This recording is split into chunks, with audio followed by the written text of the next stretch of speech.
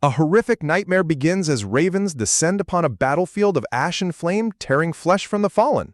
A raven's crimson eye reflects the burning destruction of a world consumed by fire. Inside a ruined dining room, the dark birds feast on the skeletal remains of an entire family. The gruesome feast continues as a raven tears another eye from the charred corpses littering the floor. A lone survivor steps forward, his white boot plunging directly into a pool of fresh blood. Ji Ming-wan stares in utter horror, bewildered by his sudden awakening and the chaos surrounding him. Surveying the apocalyptic ruins of the city, he dreads the possibility that he caused this devastation. Despair washes over him as he looks down at the blood-stained ruins, pleading that he never wanted this. Tears stream down Ji Ming-hwan's face as he desperately questions why his life has ended up this way. Suddenly, a blinding cross-shaped burst of divine energy engulfs him, tearing through his shadowed reality. With a sharp gasp, Ji Ming-hwan jolts awake in bed, escaping the horrific dream. Shaking and drenched in sweat, he realizes the same recurring nightmare has plagued his mind once again. Colt's synthetic voice over the intercom alerts him that his instructor has arrived for his session. The facility computer commands Ji Ming-hwan to prepare himself immediately for his upcoming interrogation. The heavy security doors slide open and the smirking instructor enters the high-tech containment cell. The instructor advises Ji Ming-hwan that cooperation is his only path to a smooth survival. Annoyed, Ji Ming-hwan demands to know the truth about the dangerous ability they claim he possesses. The instructor coldly asserts that their assessment is absolute and that he possesses world-ending potential. Sitting comfortably, the instructor reveals he has been investigating Ji Ming-hwan's bizarre behavior at his former orphanage. He brings up how Ji Ming-hwan used to lock himself away wrapped in toilet paper, which is certainly one way to avoid doing chores. The investigator recalls records of the boy sneakily breaking into the computer lab to play video games. With a condescending smile, the instructor confronts Ji Ming-hwan to confirm if these rumors are true. Standing up, the instructor mocks the boy's curiosity, stating that is exactly why he visited him today. Ji Ming-hwan demands to be released from his cell in exchange for his full cooperation. The instructor's smile vanishes, replaced by a stern and calculating gaze. He explains that Ji Ming-hwan's reality-altering ability will likely manifest as a game to match his childhood obsession. The instructor theorizes that this power will create a virtual stage to guide and test his limits. Ji Ming-hwan snaps in frustration, accusing his captor of repeating the exact same robotic speech every time. The instructor sighs dismissively and decides to end their talk for the day, telling him to rest. Desperate, Ji Ming-hwan begs the man to wait as he begins to walk away. Ji Ming-hwan angrily points out that he has already been locked in this cage for an entire month. Slamming his hand against the glass barrier, he demands to know exactly when he will be allowed to leave. Walking away, the instructor tells him that freedom only comes with age and absolute obedience. The heavy blast door slides shut, sealing Ji Ming-hwan back into absolute isolation. Smiling bitterly, he realizes they plan to keep him here until he dies, prompting him to strike. Unleashing his dormant power, he shatters the reinforced glass barrier with a single desperate punch. To his shock, the glass fragments float suspended in a vast blue digital space. Floating in a starlit digital grid, Ji Ming-hwan gasps as he realizes he has entered his own mind. He remembers the instructor's words, realizing his reality-bending power is finally awakening as a game. Taking his first step, his foot sends glowing ripples across the digital floor of his new domain. Swirling streams of blue data erupt around him as the digital realm begins its system initialization. A system notification flashes, confirming that the infinite split game is successfully loaded. A massive pillar of glowing blue pixels constructs a digital entity right before his eyes. The system displays the character profile of Gu Wenyu, a powerful 17-year-old ability user. Ji Ming-hwan watches in awe as the system details Gu Wenyu's hidden family secrets and dark powers. A second option, a Danish curio wielder named Andre, appears, prompting Ji Ming-hwan to choose his character. Grinning with newfound determination, Ji Ming-hwan prepares to make his ultimate choice. After choosing Gu Wenyu, the system prompts him to select his path, hero, villain, or gray character. Ji Ming-hwan confidently selects the gray character path, initiating the generation of a custom training system. The system begins materializing Gu Wenyu into reality, leaving Ji Ming-hwan to wonder if his game has just rewritten real life. A horrific scene unfolds in a ruined dining room as ravens feast on the skeletal remains of a fallen family. The gruesome feast continues as the dark birds tear apart charred corpses strewn across the ash-covered floor. Back in the digital void, the dark-haired boy determines to use Gu Wenyu to expose the organization that captured him. His eyes glow with determination as the system initiates the final countdown to log him into lynching. He suddenly gasps awake, completely blinded by warm natural sunlight filtering onto his face. All around him, students erupt in joy as the school bell announces the start of summer break. Still disoriented, the dark-haired boy tries to make sense of his sudden transition to this bright classroom. Sliding the classroom door open, he steps out in a desperate bid to understand his surroundings. Standing by the open window with a female student nearby, he is overwhelmed by the sheer realism of this new place. Staring outside, he realizes with mounting shock that he has somehow entered the real outside world. Gazing at the sprawling city skyline, he can hardly believe he has successfully escaped his containment cell. Suddenly, his expression twists into pure horror as a catastrophic disaster unfolds right before his eyes. His futuristic collar flashes violently as red warning lights ignite across his neck. A massive cross-shaped pillar of destructive red energy erupts, obliterating the entire city in an instant. With a sharp gasp, the dark-haired boy jolts awake on a bed inside his dark, high-tech prison cell. Shaking with fear, he clutches his collar as he realizes the exact same horrific nightmare has plagued him again. The heavy blast door slide open to reveal a smirking instructor warning him that dangerous threats are immediately eliminated. Standing in his high-tech cell, the boy listens to the instructor calmly assert his superior tolerance compared to other captors. A smug, glasses-wearing investigator claims their evaluation is flawless and that the boy possesses world-ending power. Looking through the glass barrier, the boy furiously demands to be set free in exchange for his full cooperation. The instructor suggests his awakening reality-bending power will likely manifest as a game level to test his limits. He is instantly plunged back into the horrific dream of the dining room where crows tear at charred remains. Once again, the blinding red energy cross erupts to tear the catastrophic reality apart. Over the intercom, a cold, automated voice commands the boy to prepare himself for the arriving instructor's interrogation. The smirking instructor enters the high-tech containment cell, urging him to cooperate for a smooth survival. Seated comfortably outside the glass, the investigator reveals he has researched the boy's bizarre childhood behaviors. Mocks the boy's past habit of wrapping himself entirely in toilet paper like a mummy. With a condescending smile, the instructor asserts that his reality-altering powers will inevitably manifest as a game. The boy grits his teeth in frustration, reminding his captor that he has already been isolated for a month. Pressing his hand against the glass barrier, he desperately demands to know when he will finally be set free. Realizing they intend to lock him away forever, the boy punches the reinforced glass, shattering it completely. To his absolute shock, the jagged glass fragments float suspended in a vast blue digital space. Floating within the glowing grid of his own mind, the boy realizes his dormant power is finally awakening. Swirling streams of data erupt around him as the system confirms the infinite split game has successfully loaded. He watches in awe as a massive pillar of blue light begins constructing a digital character. The system displays the detailed profile of Gu Wenyu, a powerful 17-year-old ability user. He learns that Gu Wenyu possesses shadow powers while hiding dark family secrets from his loved ones. A second option, a Danish curio wielder named Andre, appears, prompting him to choose his starting character. The system details Andre's unique adventure-seeking background and his entry into the world of curio wielders. The system prompts him to select one of the identity files to make their grand entrance in the real world. He decides to select Gu Wenyu to secretly investigate the shadowy organization that imprisoned him. In the blink of an eye, the classroom erupts back into celebratory chaos as summer break officially begins. He gazes in sheer bewilderment at the glowing blue fragments floating weightlessly in his digital domain. The system presents an alternate profile of Gu Wenyu as an esper possessing pitch-black restraint straps. This detailed file confirms the dark secret surrounding the family he lived with for over a decade. The system presents an alternate file of Andre, a Danish anomaly envoy wielding fragment powers. The interface prompts him to choose between the two identity files to manifest them into reality. To his absolute astonishment, he successfully materializes as Gu Wenyu standing inside the actual classroom. He gasps in shock as a sudden tap on his shoulder pulls him back to the physical world. A handsome student named Li Qingping casually wraps an arm around his shoulder, inviting him over to hang out. The ultimate survival game begins now as the system forcefully injects a massive wave of memory data directly into the dark-haired boy's mind. Overwhelmed by the agonizing neural overload, the boy collapses onto the classroom floor as glowing digital fragments manifest before him. Searing blue data streams pierce directly into his glowing red eye, initiating the painful process of rewriting his consciousness. His classmate, looking deeply concerned, checks on him to see if he is feeling all right. Catching his breath, the boy tries to steady his racing heart amidst the sudden mental shock. Looking up, his striking red eyes gleam with a newfound, confident understanding of his situation. Declining his classmate's friendly invitation, the boy prioritizes an urgent task he must attend to immediately. As the boy casually walks away, his confused friend reminds him that summer break has only just begun. Leaning out the window, the friend desperately shouts to ask where he is rushing off to in such a hurry. Navigating the school stairwell, the boy passes laughing students who are completely oblivious to his dark mission. Rushing through the school exit, the boy throws his bag to the ground to move unburdened. Sprinting into the warm evening light, the boy exults in his unbelievable triumphant escape into the real world. Feeling the physical breeze and ambient warmth, he marvels at the undeniable reality of his escape. Looking around in awe, he tries to process the sheer realism of the vast urban world surrounding him. Gazing at Lijin's skyline, he questions whether his power has hijacked a real life or created a new identity entirely. He realizes the sheer terror of his world rewriting ability, knowing a single change could spark a devastating butterfly effect. Despite the massive risks, a dangerous, thrilled smile spreads across his face as he embraces his power. He grimly acknowledges that if his captors ever discover this power, they will lock his original body away forever. Preparing to test his avatar's powers, the boy steps off the high ledge and plunges toward the ground below.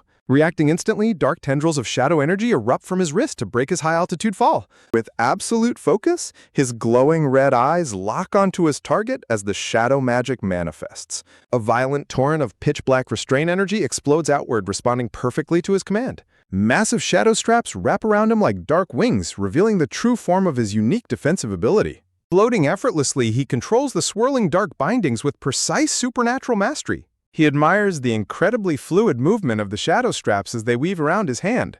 Launching the dark straps upward, he swings rapidly across Li Jing's rooftops, leaving a trail of dark power. Shadow energy cuts sharply through the air, acting as an unbreakable, highly agile grappling line. With a loud crack, the strap anchors firmly into a building, allowing him to swing with extreme velocity. Looking down, the city streets and passing yellow taxis blur beneath his feet as he soars through the sky. Down on the sidewalk, shocked pedestrians stop dead in their tracks as a dark, glowing streak flies overhead. Pointing up with a phone, the stunned bystanders wonder if they just witnessed a flying UFO passing by. Soaring freely above Li Jing, the boy experiences a thrilling rush of absolute freedom for the first time in years. Letting out a joyful, unrestrained laugh, he revels in the incredible power surging through his veins. He finds his seemingly restrictive abilities surprisingly versatile and powerful as he dives back toward the rooftops. He arrives at his destination, the large, sunset-drenched building of the Li Jing welfare home. Landing gently on the roof, he stares in disbelief, realizing his childhood home is exactly where it belongs. He recalls his lonely youth in the attic, staring longingly at a world he was never allowed to touch. Overcome with nostalgia, he stands in silence as the heavy weight of his past memories washes over him. Black feathers drift through the red sky, hinting at the tragic secrets hidden within his avatar's past. Arriving at a residential complex, he ponders the foreign concept of having an actual family waiting for him inside. He reviews Gu Wenyu's memory files, identifying a family consisting of parents and 3 siblings. His memory search reveals a dark tragedy where his mother, Su Yang, was killed by a UN elite Esper group named Rainbow Wing. The brutal reality of her death is marked by a single bloody bullet casing left behind in the ruins. Driven to despair by the injustice, his father, Gu Zhuolin, abandoned the home 2 years ago after futile appeals. Standing before the front door, he prepares to face his remaining siblings, Gu Qiye and Su Zixian. Suddenly, his patterned eye flashes with surprise as he senses a strange abnormality on the door. Tapping the door handle, he notices a glowing golden gear icon floating right on the metal lever. A holographic system window appears, revealing the full interface of his reality warping settings menu. The detailed interface displays various stats and warns him that special quests are currently waiting to be claimed. Intrigued by the unexpected notification, the boy wonders what challenges this custom game world has prepared for him next. A sudden, chilling rattle echoes through the silence as the metal door handle begins to shake violently. The heavy wooden door slowly swings open, and a voice welcomes the startled black-haired boy back home. As the boy freezes in shock, glowing system windows suddenly materialize, presenting him with 3 dangerous investigation quests. A 4th system notification warns him to uncover the dark, hidden secrets of his sibling Gu Qiye. His brother's welcoming smile masks a horrific reality as he urges him to enter, concealing a blood-soaked meat cleaver. A glowing system warning flashes to prepare him for an imminent massive influx of avatar memory data. Back in the classroom, the boy suddenly collapses in agony as a blue digital matrix begins rewriting his consciousness. Searing blue data streams pierce directly into his glowing red eye, forcefully injecting a lifetime of painful memories. Slowly catching his breath, the boy exhales in relief as the agonizing mental rewrite finally begins to stabilize. Looking back at his concerned classmate, the boy casually reassures him that he is merely suffering from a headache. Bursting onto the school rooftop, the boy sprints into the open air, exulting in the breathtaking realization of his escape. Underneath the golden evening sky, he marvels at the massive metropolis, realizing he has successfully returned to Beijing. Standing on the precipice, he wonders if his reality-warping power has actually rewritten history to insert his new identity. Gazing into a cosmic void of digital butterflies, he realizes the terrifying, world-altering scale of his butterfly effect ability. Eager to test his new capabilities, he unleashes a violent storm of dark energy, manifesting his signature restraint straps. Sharp fragments of pitch-black shadow magic swirl wildly around him, responding perfectly to his silent command.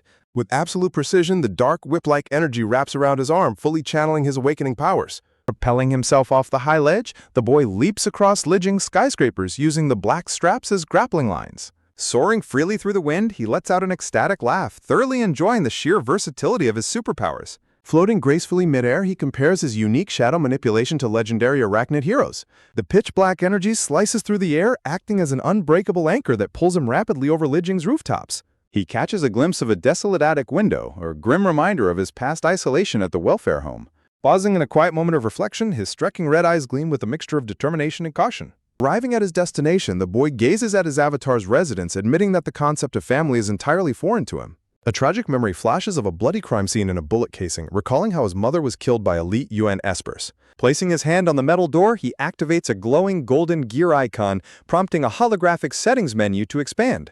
System interface floats in the air, confirming his attributes and displaying a warning about pending unclaimed quests. He is reminded of his fourth main quest, which demands he investigate what his sibling is hiding behind that door. The orange system warning flashes again, preparing him for the overwhelming wave of memory data about to pour into his brain. In a sudden classroom flashback, he struggles to stand during the intense mental download as his classmate watches in utter confusion. Sweating and breathless, the boy ponders the true nature of his dangerous new reality. He realizes the immense danger he faces if his captors ever discover the truth about his reality-warping powers. With a defiant smirk, he knows they would lock his original body away forever if they realized he had escaped.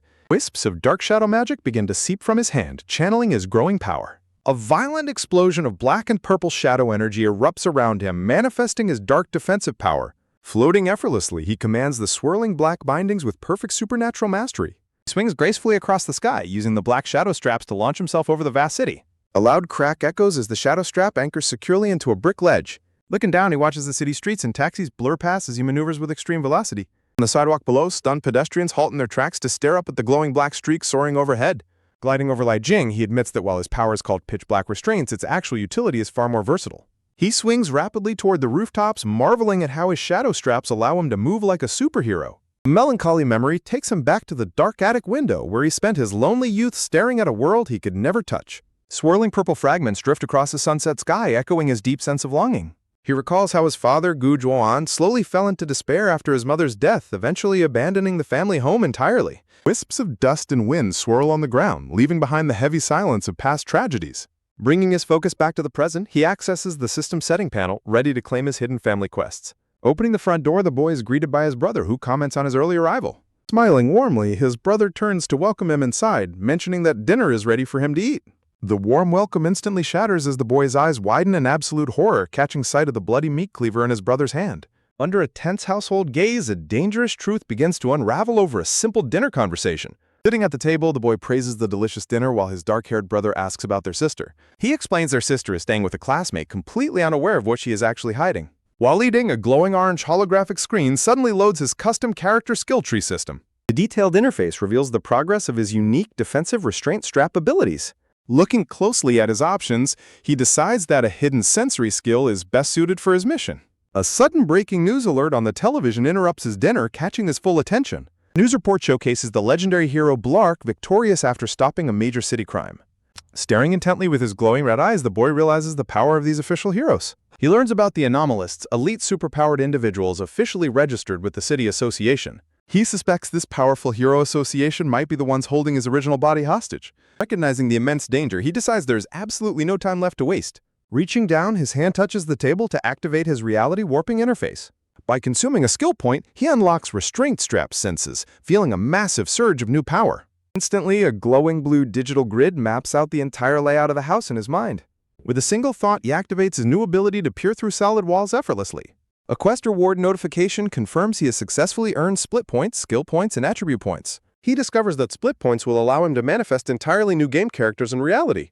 The mind-blowing realization that he can control multiple characters simultaneously fills him with awe. Suddenly, his heightened senses pick up the sound of a walkie-talkie coming from another room. He focuses his grid vision directly on his older brother Guqie's locked bedroom door. Inside the room, Guqie is startled by another urgent, high-stakes emergency transmission. Nursing a severe bleeding arm wound, his brother groans in exhaustion after his previous battle. The operator warns that a superpowered villain named Green Wings has taken several hostages at Lijiang Square. Realizing his duty is never finished, his brother reaches for his high-tech communication visor. Glowing blue energy rings begin to materialize around him, initiating an advanced armor transformation. In a flash of light, his brother transforms completely into the armored superhero Blue Art. Watching silently, the boy smiles as he uncovers his brother's shocking secret identity. Over the comms, a frantic warning alerts him that a hostage will die if he does not act fast. Accepting the dangerous call to action, the armored hero prepares to leap back into battle. He remembers arriving home earlier, greeted by his brother who commented on his early return. He recalls his growing suspicion of his brother's state while talking about their missing sister. He reviews the 3 diverse development paths of his newly loaded restraint system interface. He reflects on the official ability users who work for the local branch of the association. He suspects this shadow organization might be the key to finding his real captured body. Driven by a sudden urgency, he decides he must make his move immediately. He consumes his only skill point to unlock the powerful hidden sensory path, Restraint Sense. A massive purple eye manifests in his mind, allowing him to perceive his surroundings perfectly. The glowing golden system menu awards him rare split points and attribute points. He realizes he can use these points to create a brand new ally in this dangerous world. He listens through the wall as his brother curses the ruthless demands of Greenwings. He witnesses the advanced white armor forming around his brother to prepare for battle. Over the comms, his brother commands his allies to stall the villain and protect the hostages. Powered by blue energy, the armored hero sprints through the dark city streets with extreme velocity. A new quest objective appears, demanding he form a cooperative alliance with the hero Blue Arc. Gazing up at the moonlit night sky, the boy sighs, annoyed to be dragged into this dangerous mess. At Lijiang Square, heavily armed guards anxiously wait for Blue Arc to arrive at the sea. Police sirens and media crews crowd the streets below, wondering if the hero will make it in time. Inside the dark skyscraper, a terrified young child hugs their mother tightly, crying in sheer terror. Masked terrorists armed with sniper rifles keep watch over the hostages, setting a deadly trap for the hero. A ruthless threat echoes across Lijiang Square as the terrorist leader demands the hero's immediate surrender or the hostages will pay the ultimate price. With a twisted, fang-filled grin, the green-skinned winged monster begins a heart-stopping countdown to execution. Swooping down between Lijiang's towering skyscrapers, the vicious monster counts down the final seconds of his deadly ultimatum. High voltage crackles through the air as Lijiang's premier protector, the armored hero Blue Arc, makes a dramatic entrance to face the threat. The winged monster sneers at Lijiang's beloved prince, mockingly pointing out his massive spotlight and public adoration. Blue Arc dismisses the villain's dramatic speech as a cheap cliché and demands to know his true intentions. Gesturing with a lethal clawed hand toward the helpless prisoners, the winged beast promises their release only in exchange for the hero's absolute surrender.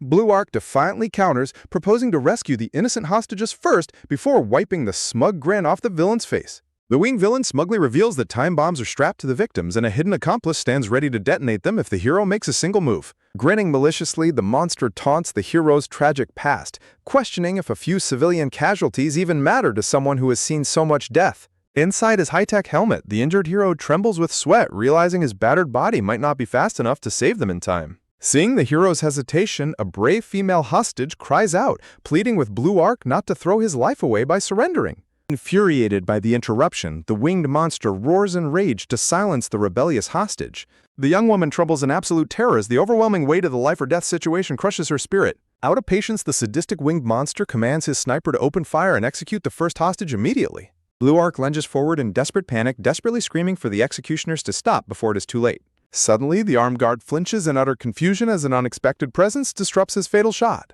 The winged leader screams in frustration, demanding to know why his sniper failed to pull the trigger on command. Heavy silence falls over Lijiang Square as the sniper rifle clatters uselessly onto the cold concrete floor.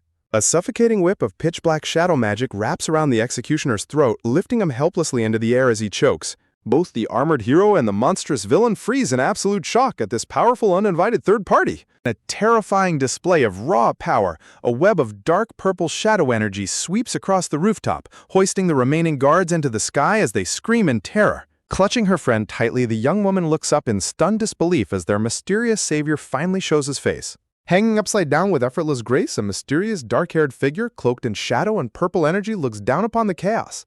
Wearing a sleek gray mask, the enigmatic young boy smirks with absolute confidence as his single crimson eye glows in the dark. Lijiang City's fate hangs in the balance as Blue Arc's secret identity is exposed and a new, deadly player enters the battlefield. Gazing at the glowing moon, the young hero sighs in frustration, dreading the complex quest that has dragged him into this dangerous conflict. Tensions reach a boiling point at Lijiang Square as heavily armed emergency responders anxiously wait for the arrival of Lijiang's premier hero. Armed guards stand watch over the weeping hostages, completely unaware of the looming shadow preparing to strike from above. Perched high above the city, the monstrous leader bellows into the night sky, demanding Blue Arc finally step out of the shadows. With a savage grin, the winged beast resumes his lethal countdown, spelling immediate doom for the hostages. The monster sneers as Blue Arc finally lands on the rooftop, mockingly greeting the city's golden prince. Blue Arc stands his ground, fiercely retorting that he will rescue the innocents first and lock the monster away forever. Internally, the armored champion curses his state of exhaustion, knowing his severe wounds make a flawless rescue mission nearly impossible. The terrorist sniper freezes in surprise as an eerie force blocks his sight, triggering the fury of his winged leader. Looking up with wide, tear-filled eyes, the terrified young hostage witnesses a miraculous intervention unfold before her. Descending silently from the sky, the masked vigilante channels his pitch-black restraint straps to neutralize the threat from behind. A shocking revelation shatters reality as Gu Qie's double life is exposed, leaving the city wondering if this mysterious newcomer can truly defeat the terrorists. Back in the quiet apartment, the young boy watches the late-night news report of the crisis unfolding downtown with growing concern. Activating his reality warping interface, the boy consumes a valuable skill point to unlock the powerful sensory path of restraint sense. A massive purple eye manifests in his mind, instantly mapping out Lijing Square's entire grid layout with perfect accuracy. The glowing system menu awards him a rare split point, enabling him to manifest entirely new game characters in the real world. Realizing he can control multiple avatars simultaneously, the boy contemplates the mind-blowing tactical possibilities of his reality warping powers. Suddenly, an urgent radio transmission warns Gu Qiye that the ruthless villain Green Wing has taken several hostages at Lijing Square. Nursing his heavily bandaged arm, Gu Qiye groans in frustration, realizing he cannot ignore this high-stakes emergency. Grabbing his high-tech communication visor, the weary hero prepares to plunge back into a deadly battle. Glowing blue energy rings materialize around his body, initiating an advanced armor transformation to ready him for combat. Sighing at the persistent headache of his new main quest, the boy accepts that he must intervene to protect his brother's secret. On the dark streets below Lijing Square, police guards anxiously scan the skies, wondering if Lijing's champion will make it in time. The winged terrorist leader unleashes a blood-curdling threat, warning that the first hostage will die in 10 seconds if the hero does not surrender immediately. The countdown to execution begins as the monstrous winged leader prepares to slaughter his first hostage. Sneering mockingly, Green Wing turns his gaze to taunt the newly arrived hero, Blue Arc. The winged beast mockingly points out Lijing City's deep adoration for their premier golden prince. Inside his high-tech helmet, the injured hero desperately worries he cannot disarm the bombs in time. Sweating profusely, the battered protector laments his body's extreme exhaustion from their previous battle. Flying above, the monstrous leader roars in sudden confusion as a sniper fails to fire. A sniper rifle clatters uselessly to the roof as the guard is silently captured from behind. Shocked by this unexpected intervention, the villain demands to know if this is Blue Arc's ally. Green Wing threatens immediate detonation while Blue Arc fiercely insists the dangerous intruder acts alone. Guided by a reality warping system, Gu Wenyu initiates a high-stakes quest to socialize with an ability user. Unfazed by the villain's threat of leveling the square, the masked vigilante maintains absolute composure. Seeking guidance, the boy consults his socialization manual to mimic the ruthless criminal's mindset. Adopting a sinister persona, the masked boy dares the winged monster to detonate the bombs. Snapping his book shut, the young vigilante confidently calls the villain's bluff. He maliciously points out that killing the hostages would completely ruin the villain's leverage. Enraged by this psychological pressure, the monster demands his captured subordinate be released immediately. Consulting his manual's second step, Gu Wenyu prepares to satisfy the monster's desperate demand. Smirking confidently, the masked boy snaps his fingers to comply with the villain's order. Instead of a safe release, the shadow whip violently crushes the sniper's neck. The monstrous leader freezes in complete horror at the sudden, ruthless execution of his ally.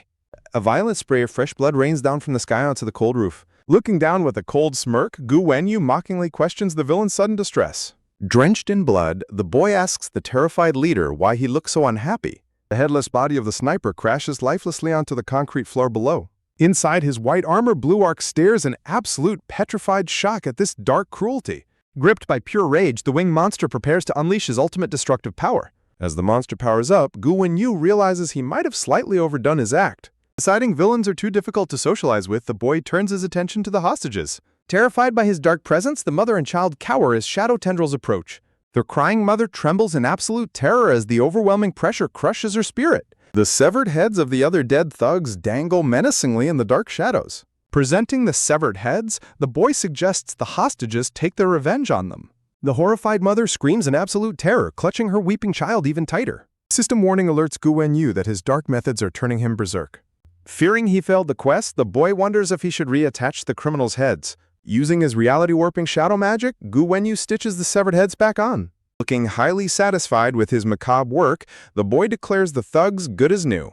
The hostages stare in paralyzed horror as the puppeted corpses stand stiffly behind them. The system issues another urgent warning as his roleplay anchor shift rate continues rising. Kneeling before the child, the boy deceptively claims the violence was merely holographic special effects. This desperate lie instantly shatters as a puppeted thug's head slips off his neck. The severed head rolls past the child, spraying a fresh wave of blood. The young girl's eyes widen in absolute traumatizing horror at the gruesome sight. Gu Wenyu facepalms in deep frustration as the screaming hostages trigger another system penalty. The furious winged monster demands to know if this ruthless newcomer is truly an ally. System interface details the unique rules of the social superstar questline once more. Green Wing threatens to level Lijing Square if the dangerous intruder does not leave immediately. Ready to act, the masked boy raises his socialization manual to proceed. With a dramatic snap of his fingers, the boy prepares to satisfy the villain. Striking a stylish pose, the mysterious newcomer readies his next unpredictable move, leaving the city's fate hanging in the balance. A sinister smile spreads across the masked youth's face as he boasts about successfully letting his targets go. Grotesque shadow entity hovering above demands answers from his dark ally. He casually questions his companion's somber mood while the blood of a headless soldier pools on the floor. The armored hero, Blue Arc, stands shocked as a fierce green-skinned demon roars in furious defiance. Realizing that villains are too difficult to deal with, the masked youth decides to seek out a righteous ally instead. He casually walks away while his shadow companion laughs mockingly in the dark. The shadow entity taunts the defeated soldiers, threatening that it is now their turn to face retribution. The masked youth reflects on poetic justice, believing his current actions will make him look like a true ally of righteousness. While the freed hostages cry out in relief, a system warning alerts the youth that his extreme actions threaten his reputation. Dark shadow tendrils hoist the screaming soldiers into the air to exact a terrifying punishment. The masked youth smugly manipulates the scene, claiming he has seamlessly restored the soldiers to their original state. The system sounds another loud warning as his alignment deviation worsens, threatening to plunge him into a dangerous berserk state.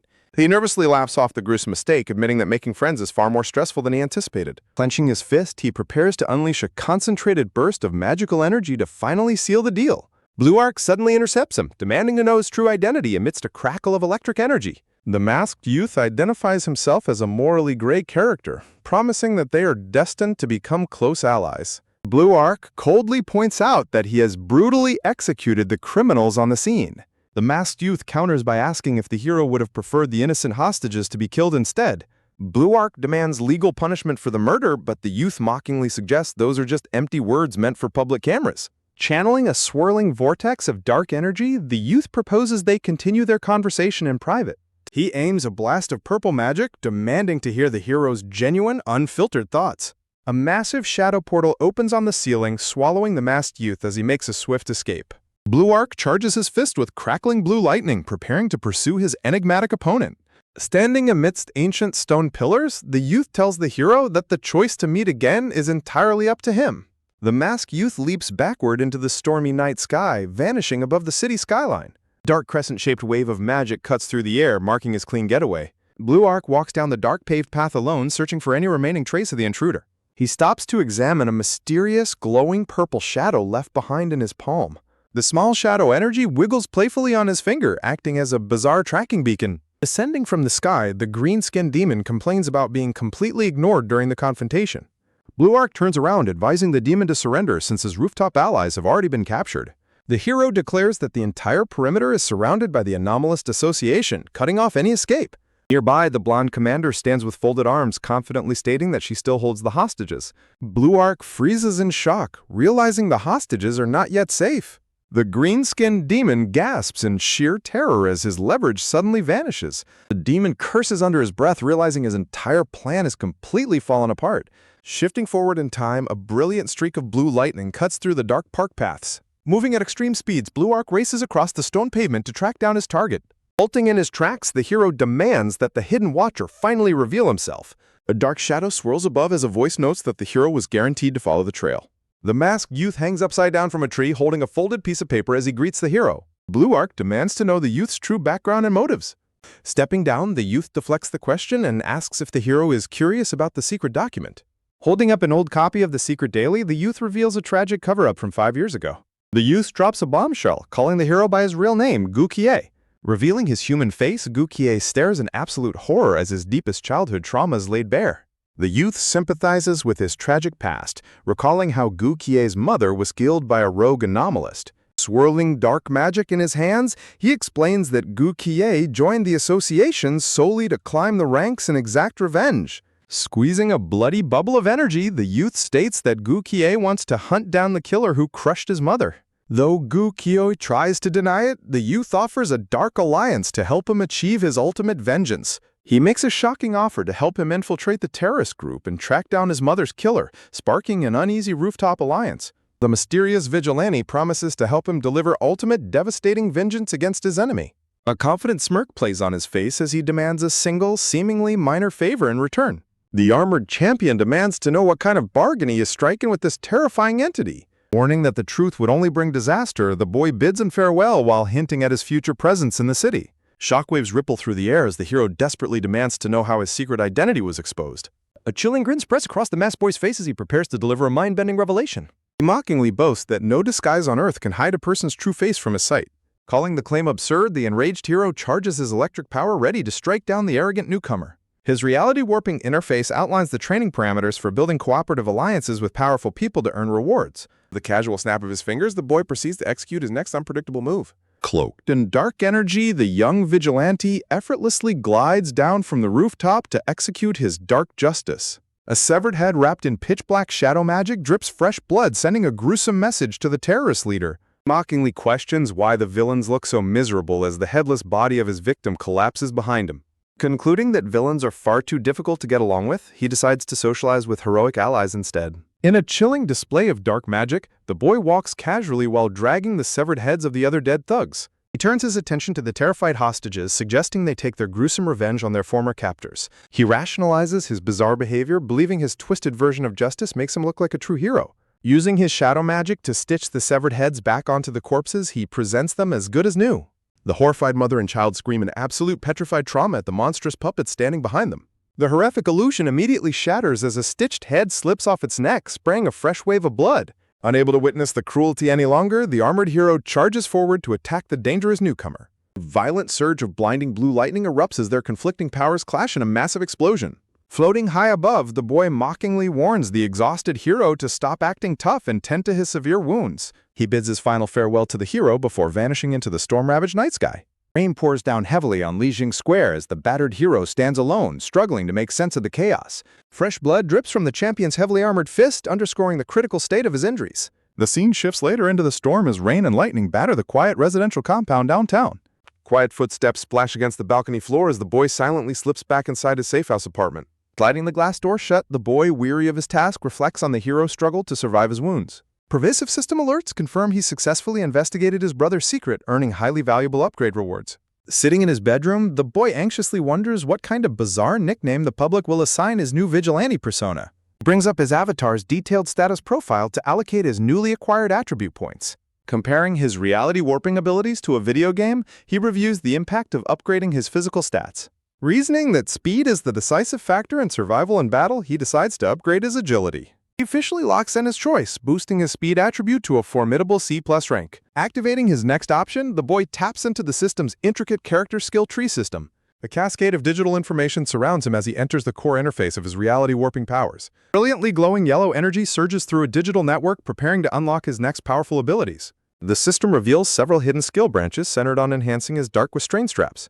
He notes that the Truth branch can force captives to confess their deepest secrets like a lie detector. He reviews the Madness branch, recognizing it as a lethal path built solely for boosting raw combat power.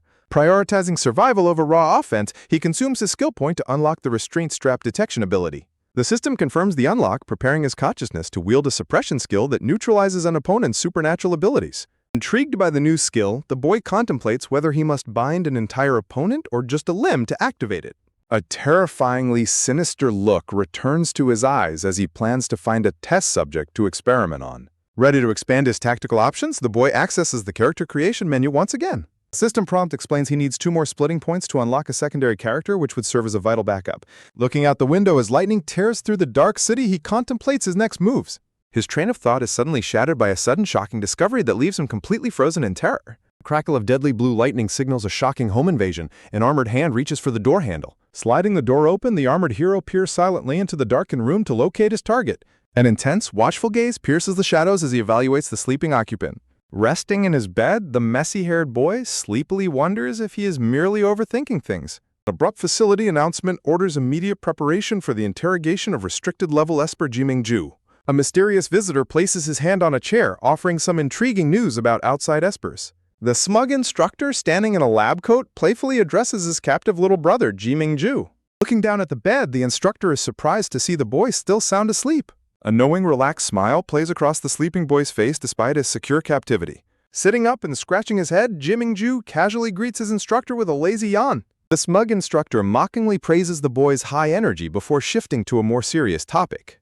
Pushing up his glasses, the instructor suspiciously questions how the captive boy knew it was currently nighttime. With a defiant look, Jiming-ju retorts that the instructor constantly bothers his sleep at night anyway. A dangerous, knowing smirk spreads across the instructor's face in response to the boy's defiance. The instructor casually reaches into his white coat pocket while offering a playful and sincere apology. He pulls out a photograph, asking the captive boy to identify the mysterious figure shown in it. Looking intently at the photo, the instructor questions if the boy might actually be this entity. In the flashback, the young vigilante declares himself a great character who refuses to be defined. The masked youth confidently promises the armored hero they will become excellent friends in the future. Cloaked in dark energy, the mysterious vigilante makes a dramatic exit from the rooftop. Silent footsteps touch down lightly on a concrete rooftop high above the bustling city streets. Looking back, the boy warns the hero that the path of vengeance is entirely his choice. High above, the winged terror hovers menacingly while Blue Arc watches helplessly from below. The armored champion suddenly realizes that the innocent hostages are still in grave danger. A violent surge of blue lightning erupts from his armor as he prepares to leap. Launching himself across the high walls, the hero rushes desperately to find the mysterious vigilante. Landing on a rooftop, the armored hero commands the hidden stalker to come out immediately.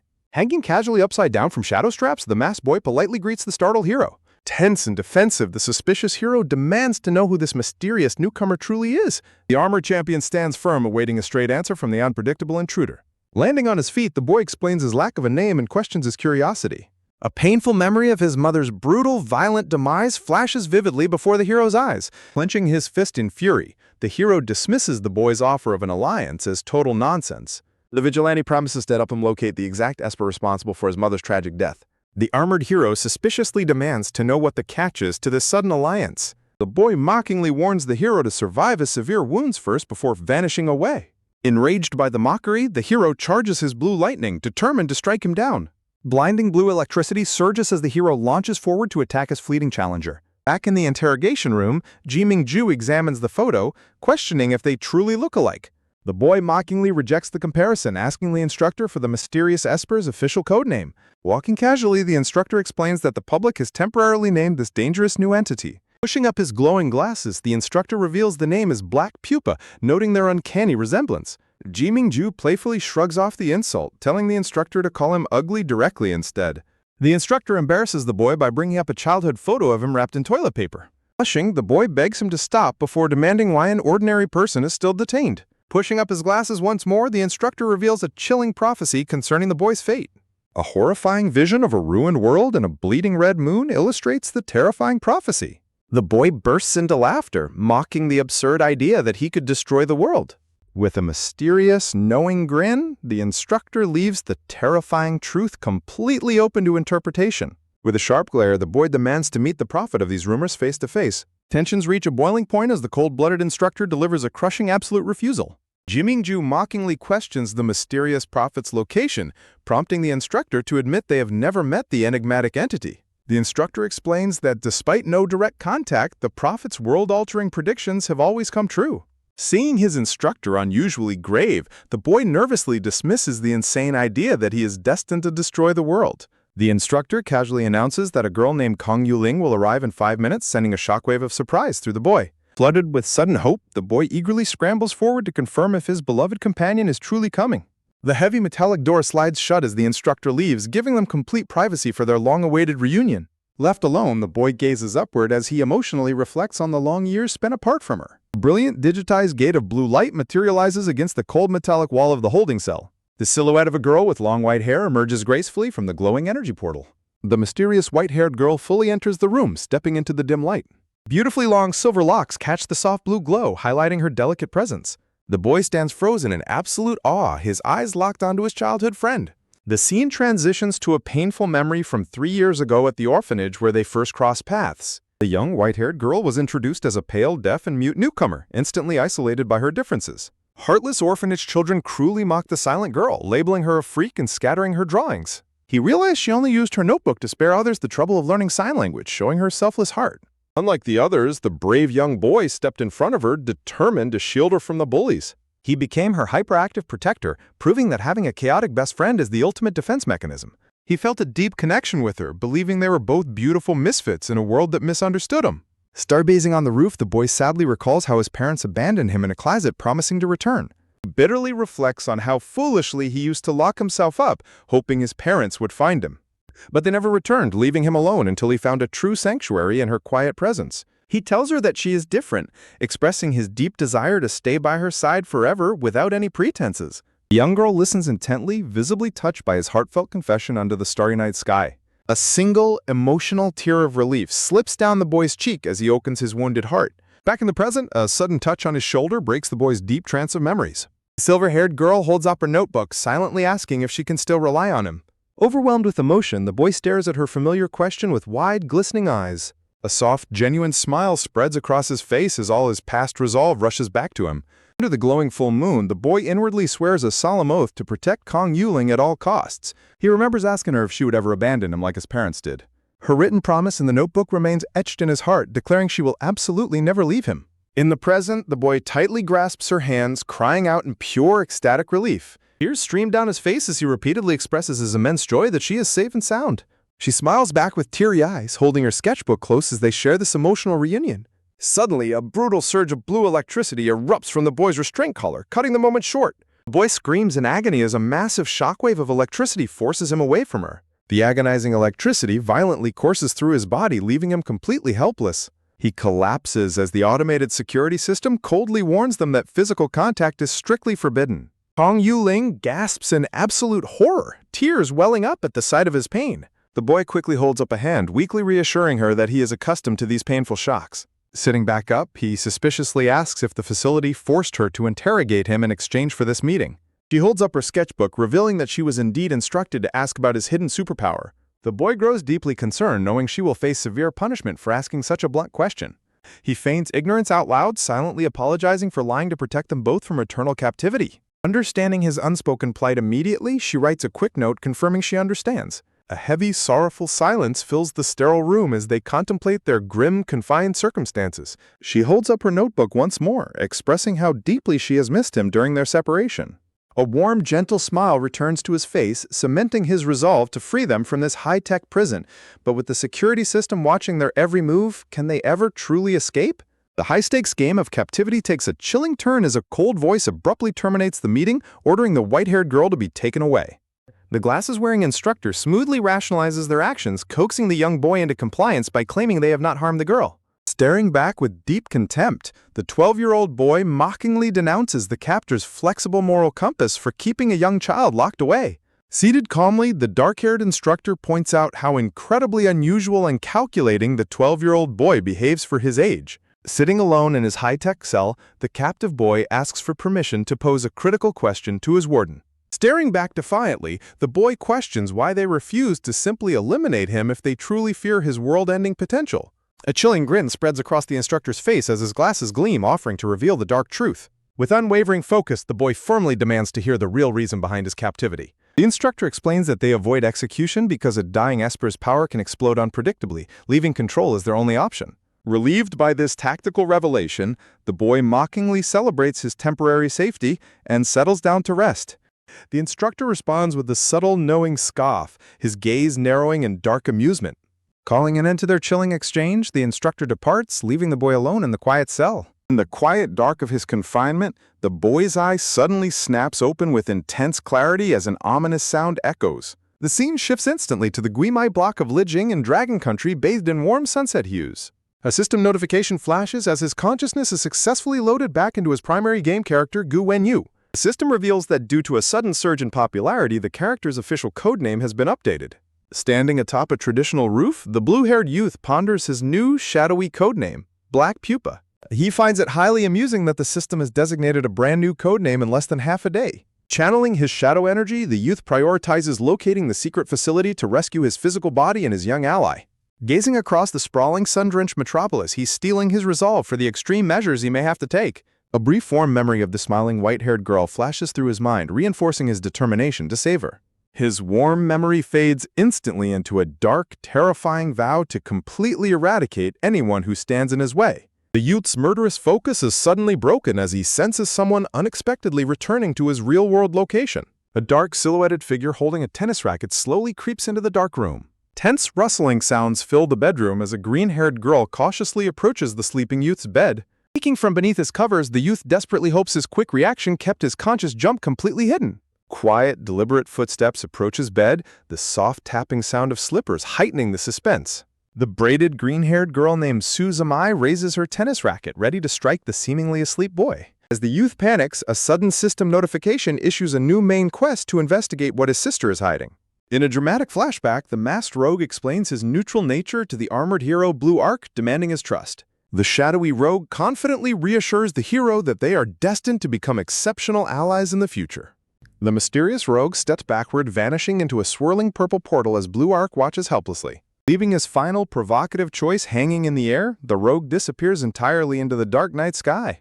A winged green-skinned demon yells in frustration, demanding to know why he is being completely ignored during the chase. Ignoring the demon's tantrum, Blue Arc focuses entirely on the critical situation, raising urgent questions about the missing hostages. Steel armored plating locks tight as Blue Arc girds himself for the impending rescue operation.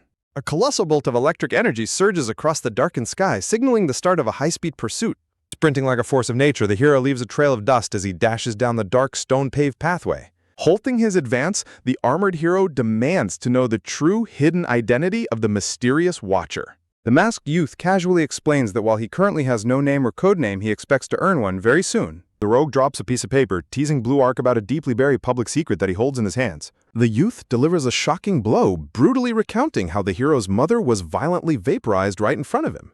Clenching his fists in absolute fury, the hero snaps back, while the rogue continues to push for a dark, mutual alliance. The rogue sweetens the deal by promising to help the hero infiltrate Rainbow Wing and track down his mother's killer. Sprouting dark shadow wings, the rogue turns away, playfully reminding the hero that they will be seeing much more of each other. Refusing to be manipulated, the furious hero channels crackling electric energy to strike down his smug antagonist. Moving like lightning, Blue Arc suddenly blindsides the rogue from behind, catching him completely off guard with a lethal strike. Back in the real world, Suzumai hovers over the sleeping boy's bed with her tennis racket raised high in suspense. A sudden realization strikes him as his eyes shoot wide open in sheer alarm. Shielding himself with his hand, the panicked youth desperately screams for his sister to stop and explain herself. Waking up in a completely unfamiliar body, the boy's bizarre new life begins with an angry sister screaming in his face. He mentally analyzes her age and his current vessel, Gu Wenyu, who looks the youngest of the siblings.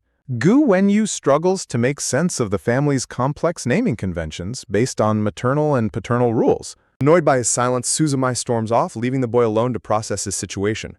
Deeply unsettled, Gu Wenyu contemplates his strange displacement in this vulnerable, sickly body. A sudden news broadcast flashes on the screen, detailing a mysterious new Esper's intervention in a hostage crisis. Going downstairs, he observes Suzumai playing on her phone while the broadcast continues describing the vigilante's combat feats. Rummaging through the fridge, the boy listens to news of the local Anomalist Association's upcoming announcement. The TV screen officially names the masked vigilante Black Pupa, classifying him as a B-rank observation target. Gripping a soda can, Gu Wenyu realizes that the association uses a strict ranking system for superhuman entities. He resolves to use his newly acquired scanning ability on Suzumai to uncover her hidden powers. A system prompt details the restraint strap detection skill, which reveals an opponent's attributes upon contact. Sneaking behind his back, a snake-like shadow strap prepares to launch toward the unsuspecting girl. The dark tendrils slither silently across the living room, aiming directly for the distracted teen. With a swift, quiet motion, the shadow strap makes contact with Suzumai's shoulder. Shocked by a sudden surge of energy, Suzumai's eyes glow a bright purple. Panicked by the immediate recoil, the boy's eyes widen in sheer alarm. Turning around, Suzumai glares intensely at him, sensing an unprovoked wave of hostility. Trying to play it cool, Gu Wenyu nervously offers her a can of cola. She accepts the drink, highly suspicious of the sudden sense of danger she felt. Taking a sip of his soda, the boy notes that his main quest remains incomplete. A system screen reveals her stats as an exorcist bound to an ice wax demon. He recalls the world's primary superhuman races, comparing the factions of Espers and Anomaly Envoys. The final piece of the superhuman puzzle falls into place, confirming the existence of exorcists. Suddenly, the older brother, Gu Kie, arrives home, cheerfully greeting the two siblings. Gu Kie drops off the groceries, enthusiastically announcing that he will cook dinner tonight. He warm-heartedly tells them to stay inside and wait until after dinner to play. Gu Wenyu is stunned to see Gu Kie, who was brutally injured as Blue Arc last night, completely healed. Suzumai looks up to mention that their father is also returning tonight. Gu Kie's expression darkens, coldly stating that their father is welcome to try. Suzumai worries if the two men will clash again after 2 years apart. Gu Wenyu pulls up a web page on his phone to study the global Esper classification levels. He reviews the danger sequences ranging from harmless level to the mysterious restricted level. The database explains that harmless and standard level Espers lead relatively normal lives. Higher tiers like Dragon and Chief level represent the formidable elite forces of the association. The devastating disaster level candidates are eligible to join the elite Rainbow Wings. The ultimate sequence is the restricted level, though only one dead specimen has ever been recorded. Reading the confidential entry, the boy sweatily wonders if the system is referring to him. He bitterly recalls his agonizing past life locked away in a high-security research laboratory. He realizes that declaring war on the researchers is equivalent to fighting the United Nations itself. A dangerous, calculated plot begins to form in the young boy's mind. Looking at his siblings, he schemes to manipulate this fake family into becoming his personal thugs. He plans to use his current domestic identity to subtly guide them to his side. A framed photo of their late mother highlights their shared burning hatred for the Rainbow Wings. With a sinister glint in his eye, he smiles at the prospect of building an unstoppable army. Breaking his train of thought, Gu Kie suddenly calls out to him. Gu Kie raises a massive kitchen knife, menacingly asking if the boy stayed home last night. Zuzumai chimes in with a cold glare, finding his behavior incredibly suspicious. Caught completely off guard, the boy freezes in absolute terror. As the past night's rooftop battle flashes in his mind, his elaborate cover story is on the verge of shattering completely. Armed with a weak mortal body, his desperate gamble for survival begins with a pathetic G-rank stat screen. He carefully analyzes his stat allocation options to maximize his physical and mental restraints. He decisively channels his points into speed, upgrading his agility to C+ rank. A sudden surge of raw velocity ripples through his physical vessel. He stands poised in the digital void, testing his enhanced reflexes. He reviews his dangerous arsenal of restraint abilities, planning to use them for absolute interrogation. A dark, volatile spark manifests in the palm of his hand. Knowing the complexity of these rules, he resolved to find a test subject to experiment on. His sharp gaze locks onto his target as an opportunity rises. The system reminds him that he must collect 2 more split points before creating a backup vessel. A heavily charged hand reaches out to grasp the bedroom doorknob. Safely back in bed, the boy sighs in relief, glad his nighttime excursions went unnoticed. The glasses-wearing older brother glares intensely, questioning how he could possibly know the exact time. Gu Wenyu quickly fabricates an excuse, claiming he simply slept straight through the previous night. The older brother probes further, asking if he heard any unusual sounds during the night. With a subtle glance, the dark-haired older brother abruptly drops the questioning and dismisses the matter. The green-haired girl leans in closely, her piercing eyes analyzing his nervous behavior. She suspiciously points out that he is talking much more than his usual reclusive self. Relaxing on the couch, she scoffs and calls him a lazy pig for sleeping so late. The older brother warns him not to inherit their father's cold and distant temperament. A sharp kitchen knife aggressively slices through a slab of meat. Gu Wenyu silently swears to keep his mouth shut, realizing he lacks experience with real family dynamics. The green-haired sister heads down the hallway to answer the door. Opening the door, she suddenly stops as her eyes widen. A heavy, stunned silence overcomes her as she stares ahead. She turns back to announce their father's arrival as a towering, dark silhouette looms behind her. Tension flares in the room as they exchange wary glances. A menacing red eye gleams from the depths of the shadow. A new system quest appears, ordering him to investigate the dark secrets of his father, Gu Zhoming. The young boy warily observes the stern man entering their home. The gray-haired man, identified as Gu Suan, walks past without acknowledging his family. Gu Wenyu stealthily prepares his shadow strap skill, seizing the perfect moment of distraction. The dark ethereal tendril slithers onto the older man's back. Father's sharp eye instantly shifts as he detects danger. A colossal purple cobra phantom manifests behind the veteran warrior. A hand strikes out with terrifying speed, cutting off the threat. Father effortlessly catches the boy's wrist in a bone-crushing, lightning-fast grip. Despite being captured, a system notification reveals his restraint strap control has successfully made physical contact. The dark-haired older brother steps forward defensively, demanding to know the reason for this sudden hostility. Panicking, Gu Wenyu quickly stammeringly claims he was only trying to brush dust off his shoulder. The father's intense gaze softens as he registers his son's face. He immediately releases his grip, offering a quiet, remorseful apology to his son. The battle-hardened father laments his overly sensitive reflexes after spending 2 years fighting on the front lines. Yet, a lingering doubt remains about the bizarre energy he felt. A massive green-eyed serpent silhouette looms in his memory. A system announcement confirms the successful completion of the investigation, rewarding him with vital attribute points. The quest updates with a shocking new objective: establish a connection with the legendary supercriminal Ghost Clock. A shadowy criminal mastermind cloaked in a trench coat appears. Burling wind currents swirl fiercely around the mysterious figure's feet. As he connects the dots, the boy is left completely speechless by the realization that his own father is the infamous supercriminal. A system window displays the high-level attributes and shadow clone abilities of the notorious A-rank superhuman criminal Ghost Clock. A close-up of the masked criminal ghost clock reveals his green eyes as he mocks the superhuman association's failed attempts to capture him. Looking away in deep thought, Gu Wenyu deduces that his father, Gu Zhuowan, has spent 2 years trying to lure out his mother's killers. Gu Qiye is shown wearing white armor, highlighting his counter-strategy of joining the superhuman association to infiltrate the inner circle of the Rainbow Wings. Gu Qiye and Gu Zhuoyan stand face-to-face, locked in a silent conflict as they pursue the same vengeance from opposite sides of the law. Gu Qiye glares with red eyes, warning his father not to bring his hostile combat habits back into their home after abandoning them for 2 years. Shaking with intense grief, a clenched fist glows with blue energy as Gu Qiye demands to know if his father ever considered the children's suffering. Suzumai looks down sorrowfully as she explains how the children hid their emotions while their father completely ignored their pain. Gu Zhuowan listens in stony silence as Gu Qiye bitterly regrets telling Suzumai that her father would eventually return home. Turning his back on his father, Gu Qiye coldly states that a man obsessed only with the dead has no place among the living. Gu Zhuowan watches his eldest son walk away, calmly asking him if he has already forgotten his own mother. A close-up of the father's face emphasizes the heavy weight of his words as he questions his son's dedication to their family's tragedy. The provoking question makes Gu Qiye snap, his red eye widening in a sudden spike of raw fury. Lunging forward, an enraged Gu Qiye grabs his father by the collar and aggressively demands that he shut his mouth. Suzumai clutches her arms in distress as Gu Qiye yells about the sacrifices he has made, while Gu Wenyu watches the family feud unfold. Close-up of the boy's face reveals his growing annoyance at the dramatic emotional outbursts happening right in front of him. Gu Wenyu suddenly steps between them with a glowing blue aura, forcefully separating the fighting pair while shouting for them to stop. Stunned by the sudden intervention, Gu Qiye looks down with glowing purple eyes, completely frozen in shock. The veteran warrior Gu Zhuowan is left utterly speechless, staring at his youngest son's unexpected displays of authority and strength. Gu Wenyu glares intensely with glowing red eyes, fully asserting his dominance over the explosive situation. A brief memory of the prior night's battle flashes, showing the armored blue arc being warned about his severe injuries. An orange system notification appears, indicating that the second stage of his main quest involving blue arc remains incomplete. Looking at his discarded gear, Gu Wenyu acknowledges the impossibility of earning Gu Qiye's trust at this stage.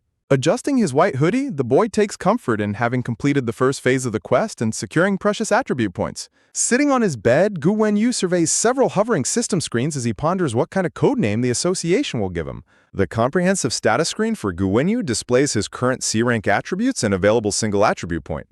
The boy carefully analyzes the detailed stat allocation interface, comparing the benefits of physical strength versus reaction speed. Deciding that agility is the ultimate defense in martial arts, he resolves to invest his soul point into speed. A system window confirms the successful allocation, instantly upgrading his speed from rank C to rank C+. Activating the next phase, his hand reaches out to select the character skill tree system on the holographic interface. The boy stands poised in the center of a blue digital grid, ready to unlock a new tier of combat abilities. The glowing skill tree interface displays 3 specialized development branches: Stealth, Frenzy, and Rage. He evaluates his potential abilities, noting how each restraint skill functions as either a lie detector, scanner, or pure combat buff. Manifesting a dark purple energy swirl, he decides to prioritize utility and survival by selecting the Binding Belt Probe skill. The system prompt confirms the acquisition of the probing skill while unlocking the path to the Binding Belt inhibition ability. The boy visualizes a practical application of his newly acquired capture skills on potential hostiles. Navigating back to the main menu, he taps the option to create a brand new game avatar. The screen zooms in as his finger presses down on the golden virtual button to confirm the action. An error screen pops up, warning him that avatar creation is locked until he accumulates 3 split points. Back in his physical room, the boy rests on his bed while crackling blue electricity surges across the window pane. A haunting memory of his past life flashes, depicting a smiling researcher in a lab coat calling him by his old name. A dark silhouette in his memories complains about being constantly disturbed during the night. A close-up of the boy's vibrant red eye reveals his deep, lingering resentment toward the research facility. Breaking out of his thoughts, he steps between his quarreling father and brother to halt their physical confrontation. The boy fabricates a shocking diversion to stop the fight, pointing to the open front door and announcing that Suzumai has run away. Gu Wenyu remains deadpan and silent, letting the gravity of his lie settle over the shocked family members. The scene transitions to a panoramic view of the bustling metropolis illuminated by neon lights under a dark night sky. Standing alone in a quiet, shadowy alleyway, Gu Wenyu reflects on how exhausting it is to deal with such dramatic family conflicts. Reaching into his pocket, he pulls out his smartphone to initiate the next phase of his calculations. His screen illuminates with a cryptic message from an anonymous sender, asking if he finally suspects his father's true identity. Gu Wenyu remains lost in quiet contemplation, letting his thoughts settle. His phone screen displays a text message from an anonymous sender questioning his father's identity, to which he demands to know who they are. The contact reveals their identity as Black Pupa, stating this name should refresh his memory. Holding his phone, Gu Kie recognizes the alias as he reflects on his secret operations as Blue Ark. Standing by a vending machine, Gu Wenyu notes that tracing the sender's IP would only lead back to their own home. Gu Wenyu admits his father is acting strangely and asks what he is hiding, while Black Pupa promises to reveal more once their cooperation deepens. Gu Kie asks for one final question, and Black Pupa prompts him to go ahead. Gu Kie asks if the contact is his father, causing Gu Wenyu to spit out his drink in utter shock at the absurd deduction. Gu Wenyu looks at his phone with deep irritation, complaining about his brother treating him like their father. Gu Kie gets back to business, demanding to know what the contact needs from him. Gu Wenyu looks aside with a cold and calculating gaze. Black Pupa replies that his motives are a secret, but points out that if he were an enemy, he would have already exposed Gu Kie's siblings to exploit them as weaknesses. Gu Kie throws his empty can away, agreeing to a temporary cooperation out of mutual benefit despite his distrust. System notification confirms the successful completion of the quest to cooperate with Blue Ark, awarding Gu Wenyu with attribute points. Suddenly, Su Zimai sneaks up behind Gu Wenyu and asks what success he is talking about. Startled, Gu Wenyu quickly hides his phone and claims their father and brother are looking for her to go home. As they walk through the park at night, Su Zimai notes how much he has changed but refuses to return home. Sitting on a swing, Su Zimai explains that she is waiting for a friend to pick her up soon. Gu Wenyu jokingly asks if this friend is her girlfriend, prompting Su Zimai to angrily defend her normal orientation. Suddenly, a hand is placed on Gu Wenyu's shoulder and a voice asks who she is. A blonde woman in a brown hat and coat reveals herself, identifying herself as Su Zimai's teacher. The blonde woman playfully apologizes for scaring Gu Wenyu with her sudden arrival. Su Zimai introduces her teacher to Gu Wenyu, telling her not to treat her older brother like an outsider. Gu Wenyu politely greets her while realizing she is a powerful exorcist. The blonde woman introduces herself as Ki Kiin, Su Zimai's friend, and extends her hand for a handshake. As Gu Wenyu shakes her hand and introduces himself, his passive system skill activates upon physical contact. The system interface displays Ki Kiyun's high exorcist attributes and reveals her SS rank Heavenly Drive, prompting Gu Wenyu to recognize her dangerous power. Gu Wenyu notes that despite her strength, she is still less dangerous than the two terrifying combatants in his own household. Kei Kiyun watches Gu Wenyu with a silent, calculating gaze. Gu Wenyu quickly takes his leave, claiming he must go home to play video games, while Kei Kiyun promises to look after Su Zimai.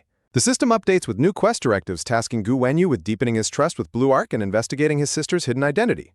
Gu Wenyu deduces that he must tail Su Zimai later because he has yet to uncover her specific exorcist secrets. Watching Gu Wenyu walk away, Ki Kiin ponders the strange sensation she felt during their handshake. Su Zimai asks her commander what is wrong as Kei Kiyun remains lost in thought. Kei Kiyun tells Su Zimai that her older brother seems highly unusual.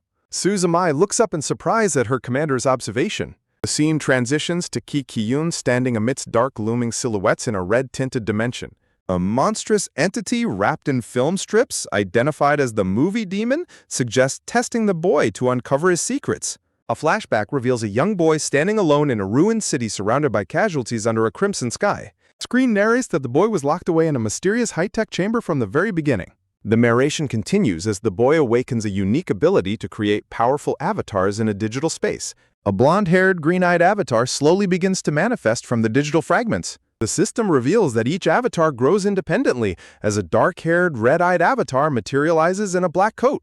A massive assembly of powerful warriors, mechas, and hunters stands ready in a ruined futuristic metropolis. The boy in his physical form stands surrounded by glowing golden energy pathways in a cosmic space. In the present, the boy shatters a crystalline blue barrier with a powerful punch. He breaks free with glowing yellow eyes, unleashing a massive shockwave of energy. In the park, Kichiyun summons her bound demons, the movie demon and the train demon, to prepare for a confrontation. Kei Kiyun extends her hand to Su Zimai, urging her to board, while Su Zimai teasingly asks if she has a crush on her brother. Kei Kiyun turns back with a silent realization, deducing that Su Zimai is completely unaware of her brother's Esper abilities. Determined to stay detached, Ki-Kyun decides she has no reason to meddle in other people's affairs, but she lights a cigarette and tells the young girl to pack her things and live with her for the summer. Suzumai scolds Ki-Kyun for smoking the moment her brother leaves, noting they cannot let him find out she is staying with a heavy smoker. Under the crescent moon, Suzumai demands to eat shrimp tempura, while Ki-Kyun agrees to treat her to whatever she wants before their meeting with the Exorcist Association. Back in his bedroom, Gu Wenyu reviews his updated character status screen, which reveals his speed has successfully reached C+ rank. Tapping the virtual screen, Gu Wenyu allocates his remaining points to upgrade his strength and speed attributes to C++ rank.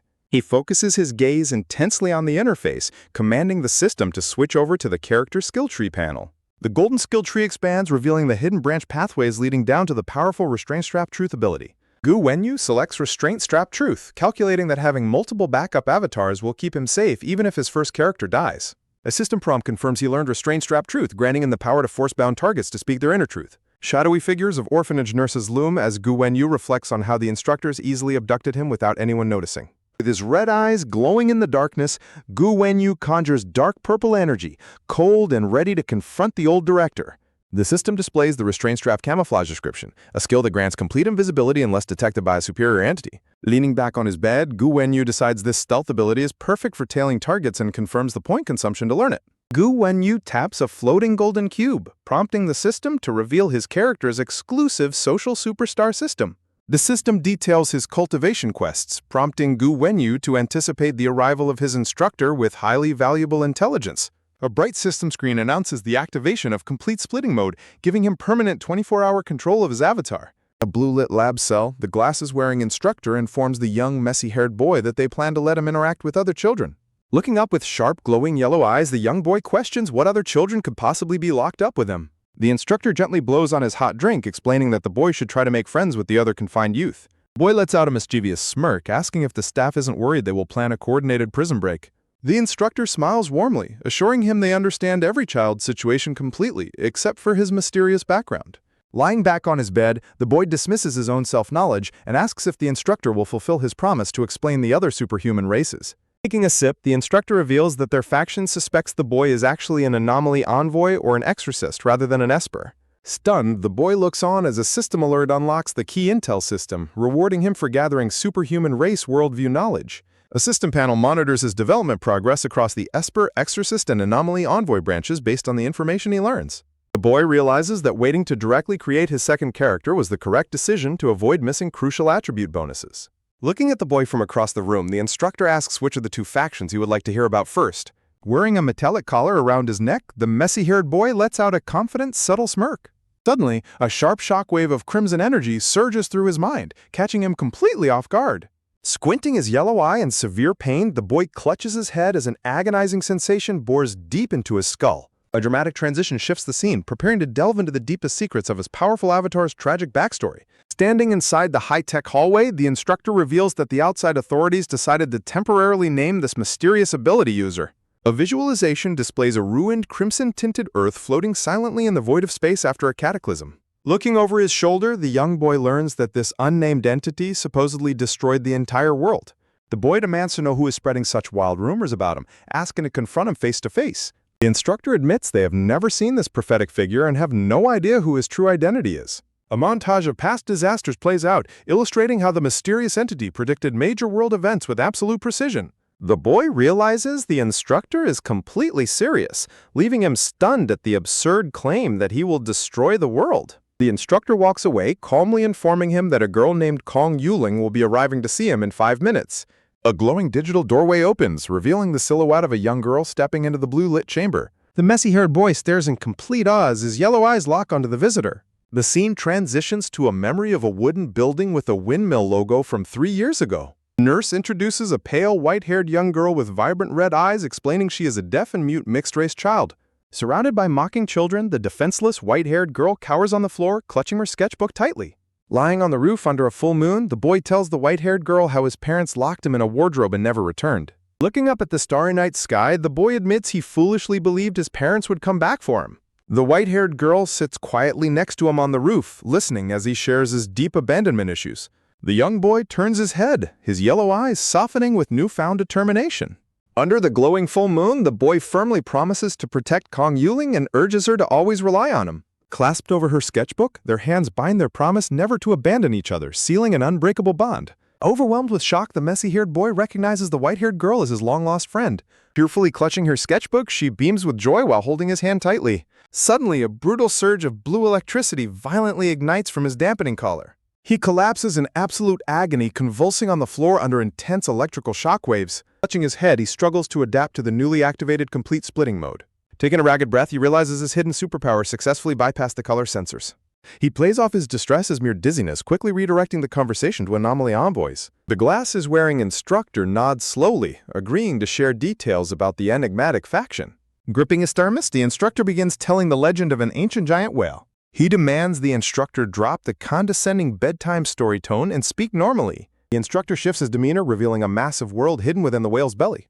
Unmoved by the lore, the boy demands to know the actual abilities of these envoys. Adjusting his glasses, the instructor explains how envoys locate secret realms using a special compendium. He reveals how envoys conquer these dangerous realms to harvest and weaponize anomalous fragments. The boy skeptically questions the true utility of these gathered fragments. A system panel details the 4 distinct power classifications of harvested anomaly fragments.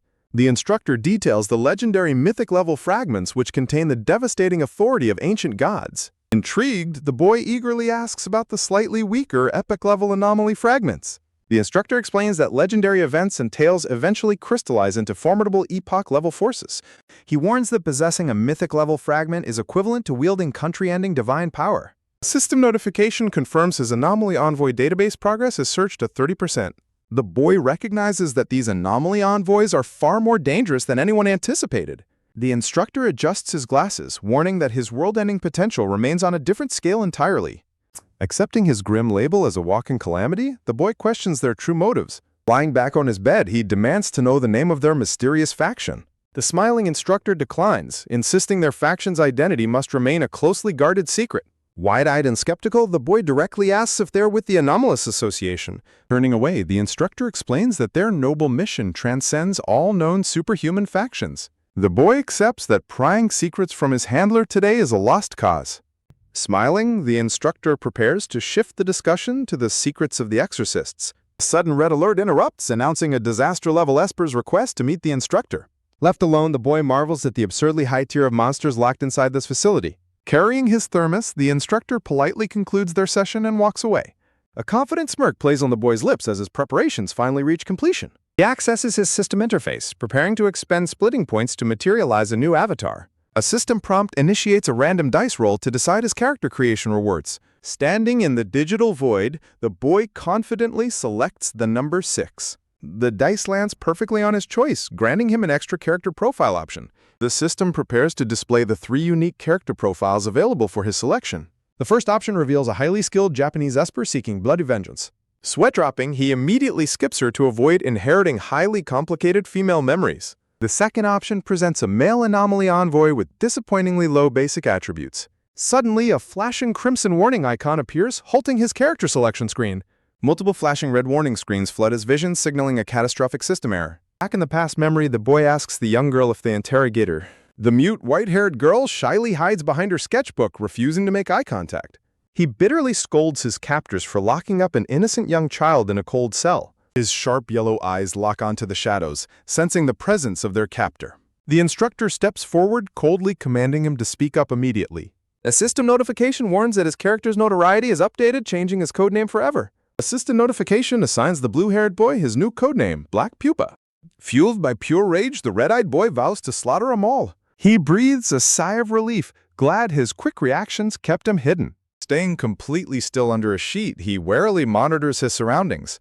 A sudden system notification tasks him with investigating his sister Su Zemai's hidden secrets. The system warns that running complete splitting mode across 3 bodies will cause severe mental strain. He dismisses the warning, determined to endure any mental strain to achieve escape and revenge. His eyes flare with a brilliant yellow light as he initiates the mental split.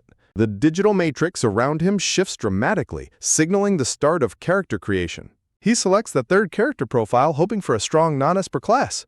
He is stunned to unlock a rare Exorcist class despite his lack of knowledge. The system starts compiling the data to generate the 3rd character profile. The system displays the impressive stats of the rare Exorcist, Sha Pei. A mysterious burning contract suddenly materializes before him in the digital chamber. He questions the nature of the demonic contract floating before him. He finalizes his selection, choosing Xiaopingzhou to materialize in the real world. The system presents 2 growth path quests for his newly created avatar. He selects the Wild Hunt quest, rejecting the other unappealing option immediately. The system initializes the cultivation route and prepares to spawn the new avatar. The countdown finishes as he prepares to log into Tokyo, Japan. His new avatar materializes, looking up at the illuminated Tokyo Tower in awe. The system begins pouring the character's memories directly into his consciousness. He grimaces from the sudden influx of memories, familiar with the painful process. Recalls the tragic backstory of the retired soul-surviving exorcist Xiaopingzhou. He discovers his family was murdered, leaving him entirely consumed by revenge. He plots to infiltrate the notorious White Crow Brigade to find his target. He laments inheriting yet another tragic, hatred-filled backstory from his new avatar. He discovers Xiaopingzhou's power to summon obedient chess piece units into reality. He learns how exorcists fuse contracted demons into their specialized weapons. He notes Xiaopingzhou's rare double S rank awakening as a powerhouse exorcist. He hopes this offensive exorcist character can compensate for Black Pupa support focus limitations. He pulls up the new character skill tree to inspect his combat options. The user displays 3 distinct developmental branches for his chess summoning skills. He is pleased to find versatile evolutionary paths for his summoned units. Walking through Tokyo, he realizes this setup forms a dedicated summoning build. His phone suddenly chimes with an incoming notification. An anonymous message instructs him to meet at a designated underground bar. He realizes the message is from the White Crow Brigade, signaling their scheduled meeting. He determines that it is finally time to set off for the meeting. Entering a lively bar, he is surprised to find people drinking sori in the morning. He approaches room 3, where the dangerous members of the brigade await him. Opening the door, he hopes to survive his first encounter with the outlaws. The door handle clicks open, sealing his entry into their lair. He freezes in absolute surprise at the unexpected sight inside the room.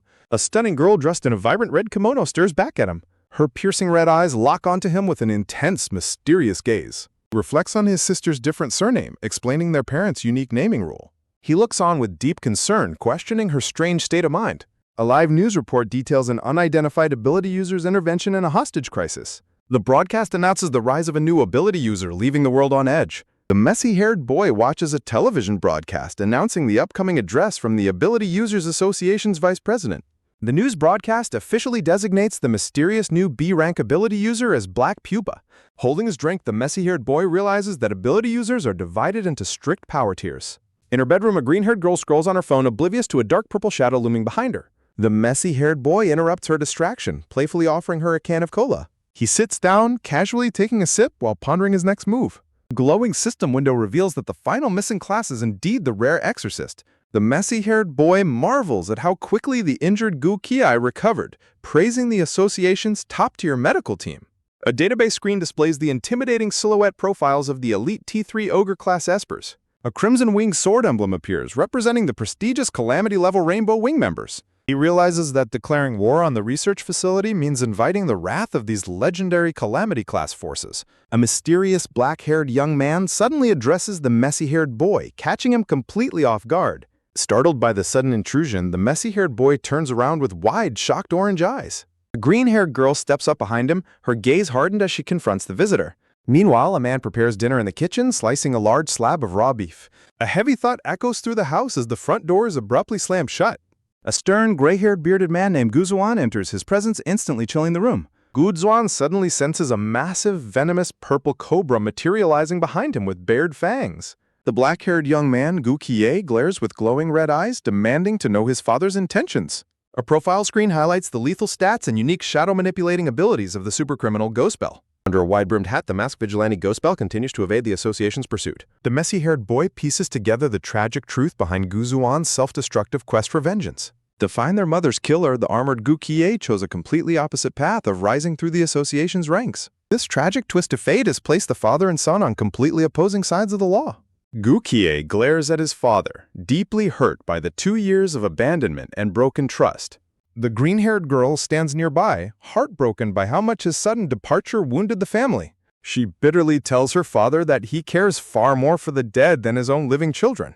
Consumed by rage, Gu Qiye violently grabs his father's collar, demanding answers. Stepping in to stop the escalating violence, the messy-haired boy shouts for them to end the fight. His anger spent, the downcast father looks away, burdened by the heavy weight of his actions. The scene shifts to Japan, where the hooded Xiaopingzhou meets a stunning girl named Ayase in a vibrant red kimono. Ayase locks her piercing red eyes onto him, questioning if he is their highly anticipated newcomer. Adjusting his blue hood, Ping-jo calmly confirms his identity to the mysterious girl. Another voice calls out from within the room, prompting Ayase to usher the newcomer inside. Stepping inside the VIP lounge, Ping-jo finds two powerful members of the White Crow Brigade waiting on the couch. A charismatic blonde man introduces himself as Unlunce, the 11th ranked member of the brigade. Beside him sits Robert, a bizarre man with a glitchy television-like head who goes by the name Radish Head. Ayase stands quietly, watching the interactions with an intense, unreadable expression. With a sudden wave of her hand, Ayase unleashes a bright white flame to manipulate paper cards. Paper sheets dramatically shred into sharp, swirling pieces in midair. The white paper fragments rain down around her, crackling with intense energy. Ayase displays her incredible control, surrounding herself with a tempest of razor-sharp paper shards. Ping-jo watches in fascination, recognizing the lethal potential of her unique paper manipulation superpower. Anlin smiles and checks his watch, announcing that it is finally time for them to make their move. He casually tosses a hand of playing cards onto the table, leaving an ominous joker face up. With a cold grin, Unlunce explains the commander's ruthless order to eliminate everyone in the bar. Under his blue hood, Ping-jo listens intently, mentally preparing for the impending bloodbath. Unlunce manifests his bizarre superpower, summoning a glowing robotic slot machine floating right behind him. Ping-jo observes the strange machine, highly curious about what kind of combat effects it will unleash. The mechanical slot machine prepares to spin its reels, pulling down its lever to initiate its unpredictable power. A bizarre mechanical threat spins into action, signaling a deadly new trial. The slot machine's spinning reels lock into place, yielding 3 matching rocket icons. Smiling casually, Unlunce remarks that the resulting roll is surprisingly high profile. Standing before a digital portal, the TV-headed man commands the newcomer to move. The black-haired youth quietly observes the television-headed figure's rare teleportation superpower. The TV-headed man warns that they must leave immediately to avoid being vaporized. Slinging his arm over the boy, Unlunce playfully promises a highly entertaining destination. The black-haired youth skeptically asks if they were supposed to execute everyone inside first. Unlunce looks back with a cold, mocking grin, questioning what he means. Turning away, Unlunce sinisterly reveals that their targets are already dead. The youth stands completely unfazed as a giant mechanical claw hovers directly above him. Blinding golden energy surges from the robot's core, cracking its metal chassis apart. With a deafening shockwave, the slot machine robot completely disintegrates into flying shrapnel. A massive rocket equipped with a mechanical face blasts upward at terrifying speeds. Watching the rocket soar, the black-haired youth calmly processes the sheer scale of destruction. He deduces that Unlunce's devastating ability left absolutely no survivors in the building. The massive explosion likely wiped out the entire bar and the surrounding residential neighborhood. Shifting locations, they arrive outside a dark, abandoned office building in the city. Unlunce explains that this fake in Tokyo building is their next critical destination. Striking company posters reveal the office was closed after employees literally worked themselves to death. Sensing an oppressive, soul-crushing corporate aura, the youth demands to know their true purpose here. Gesturing to a massive, bulbous purple entity, Unlunce reveals a terrifying demon lurking in the dark. The black-haired youth calmly analyzes the bizarre floating horror hovering before them. Unlunce explains the 3 watchmen will spectate the battle from behind to grade his combat performance. Holding up 2 fingers, Unlunce warns that failing to satisfy the team has lethal consequences. With a chilling, bloodthirsty grin, Unlunce promises to execute the youth right on the spot. Unlunce mockingly tells the youth to welcome his opponent as a tense silence fills the room. The scene shifts abruptly to a peaceful, traditional house under a dark night sky. An anonymous text message asks if he has begun to doubt his own father. Distrustful of the ominous sender, he immediately demands to know who they are. Gu Kie asks if the contact is his father, causing the blue-haired youth to spit his drink in sheer shock. Wiping his mouth, the blue-haired boy wonders why his ally is treating him like a parrot. Staring intensely, a black-haired youth with red eyes demands to know what he wants. A system notification announces he successfully formed an alliance with Blue Arc, completing his quest and earning massive points. As the quest updates, Suzumai suddenly peers over his shoulder, questioning what he just completed. Walking through the dark streets, Suzumai notes his change in attitude but refuses to head home. The blue-haired boy teases a sister, who angrily defends her normal romantic preferences. A stylish brown-haired woman suddenly ambushes them, playfully asking if she scared the boy. Smiling warmly, she introduces herself as Chi Chirui, a close friend of Suzumai. Dark, foreboding purple energy begins to swirl ominously around the mysterious woman's legs. As they shake hands, the system scans Chi Chirui, revealing her elite status as a second-order exorcist with powerful bound demons. Blue-haired boy realizes that despite her power, she is no match for the Calamity-class monsters in his own home. Waving goodbye, the boy leaves his sister with her mentor as new system quests flash before his eyes. Walking alone, the boy realizes he must investigate what both his sister and his close friend are hiding. Shifting back to the game, the youth prepares to pass the White Crow Brigade's lethal initiation test. Unzipping his jacket, the youth smiles as a grotesque, multi-eyed demon mutters about wanting a vacation. Clutching a keyboard, the terrifying corporate demon shrieks in agony about company performance. The hooded youth stands alone in the dark, debris-filled room, completely unfazed by the beast. Sitting on a high ledge, Unlens formally introduces the working demon as the youth's opponent. The black-haired youth stands ready, preparing to unleash his true strength against the corporate nightmare. An ominous presence looms as the blonde-haired man reveals a creature born from pure corporate resentment. The girl in the red kimono doubts his claim, but the blonde man playfully admits he just wanted to sound dramatic. The black-haired youth feels pity for the monster, noting it radiates profound sadness rather than terror. Tragic Beast groans about performance goals while clutching its office tools destined to be farmed for experience points. Summoning his power, Shopping Zhao activates his Heavenly Drive chest to face the upcoming threat. Shouting for a pay raise, the monster swings its massive keyboard down upon the young summoner. Calmly facing the assault, the youth prepares to initiate his tactical chess pieces. A bright energy bursts as the piece shatters to activate its special protection bar. The raging beast strikes again, obsessed with hitting its performance goals at any cost. Violent shockwave erupts, cracking the tiled floor beneath the massive impact. The monster pauses mid-assault, its central eye blinking in utter confusion over working overtime. Realizing his defense holds firm, the youth smiles, finally understanding his avatar's unique mechanic. The majestic, armored king piece materializes, granting absolute immunity from all attacks until it is destroyed. Observing from the sidelines, the blonde-haired man is highly intrigued by the unique summon. The kimono-clad girl admits she has never witnessed such a rare ability before.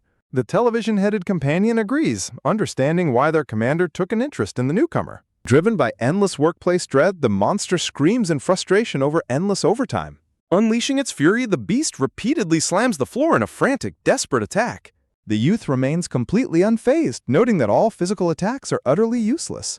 He stands completely unharmed amidst the destruction, completely shielded by his active king piece. Watching the incredible display of defense, the blonde-haired man praises the high tactical value of the skill. The giant king piece stands immovable as the frantic monster continues to scream its work grievances. Desperate for a promotion, the beast charges forward while raising its giant coffee cup high.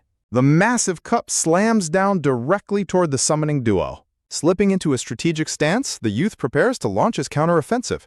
Knowing his king piece is his only defense, the summoner shifts his focus to offense. Darting forward, the youth summons his next chess piece to intercept the threat. The basic pawn piece materializes as a clumsy but numerous sword-wielding Dark Knight. Armed and ready, the dark-armored warrior stands poised to execute its command. Pawn leaps high into the air, clashing directly with the monster's falling coffee cup. A dark, violent explosion erupts as the two opposing forces collide in midair. Locked in a fierce struggle, the pawn continues to hold off the monstrous entity. Rapid flurry of powerful strikes tears through the battlefield, keeping the demon at bay. Impressed by the pawn's resilience, the young summoner notes its massive potential for future growth. Wasting no time, he summons his next piece, bringing a massive rook into the fray. Firing devastating cannonballs but requiring reload time, the rook represents pure, destructive firepower. A blinding flash of golden energy erupts from the newly summoned mechanical weapon. A deafening boom echoes as the devastating payload is unleashed upon the target. The three-headed demon stares in sheer terror as the colossal energy wave rushes toward it. The explosive blast hits with pinpoint accuracy, completely engulfing the workplace monster in flames. Smoldering and heavily damaged, the monster groans in immense pain from the direct hit. Knowing the battle is near its end, the young summoner prepares his final piece. The elegant queen piece materializes, armed with twin daggers and boasting unmatched agility on the battlefield. Her sharp purple eyes narrow, locking onto her designated target with lethal precision.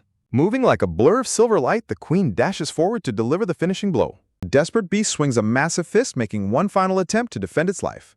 Dodging with absolute elegance, the queen slips effortlessly beneath the giant fist. Realizing its attack is missed entirely, the beast freezes in absolute shock. The queen prepares to slice through the demon with her razor-sharp dual daggers. With a decisive double slash, she slays the beast, updating his growth quest and leaving the audience wondering what terrifying trials await next.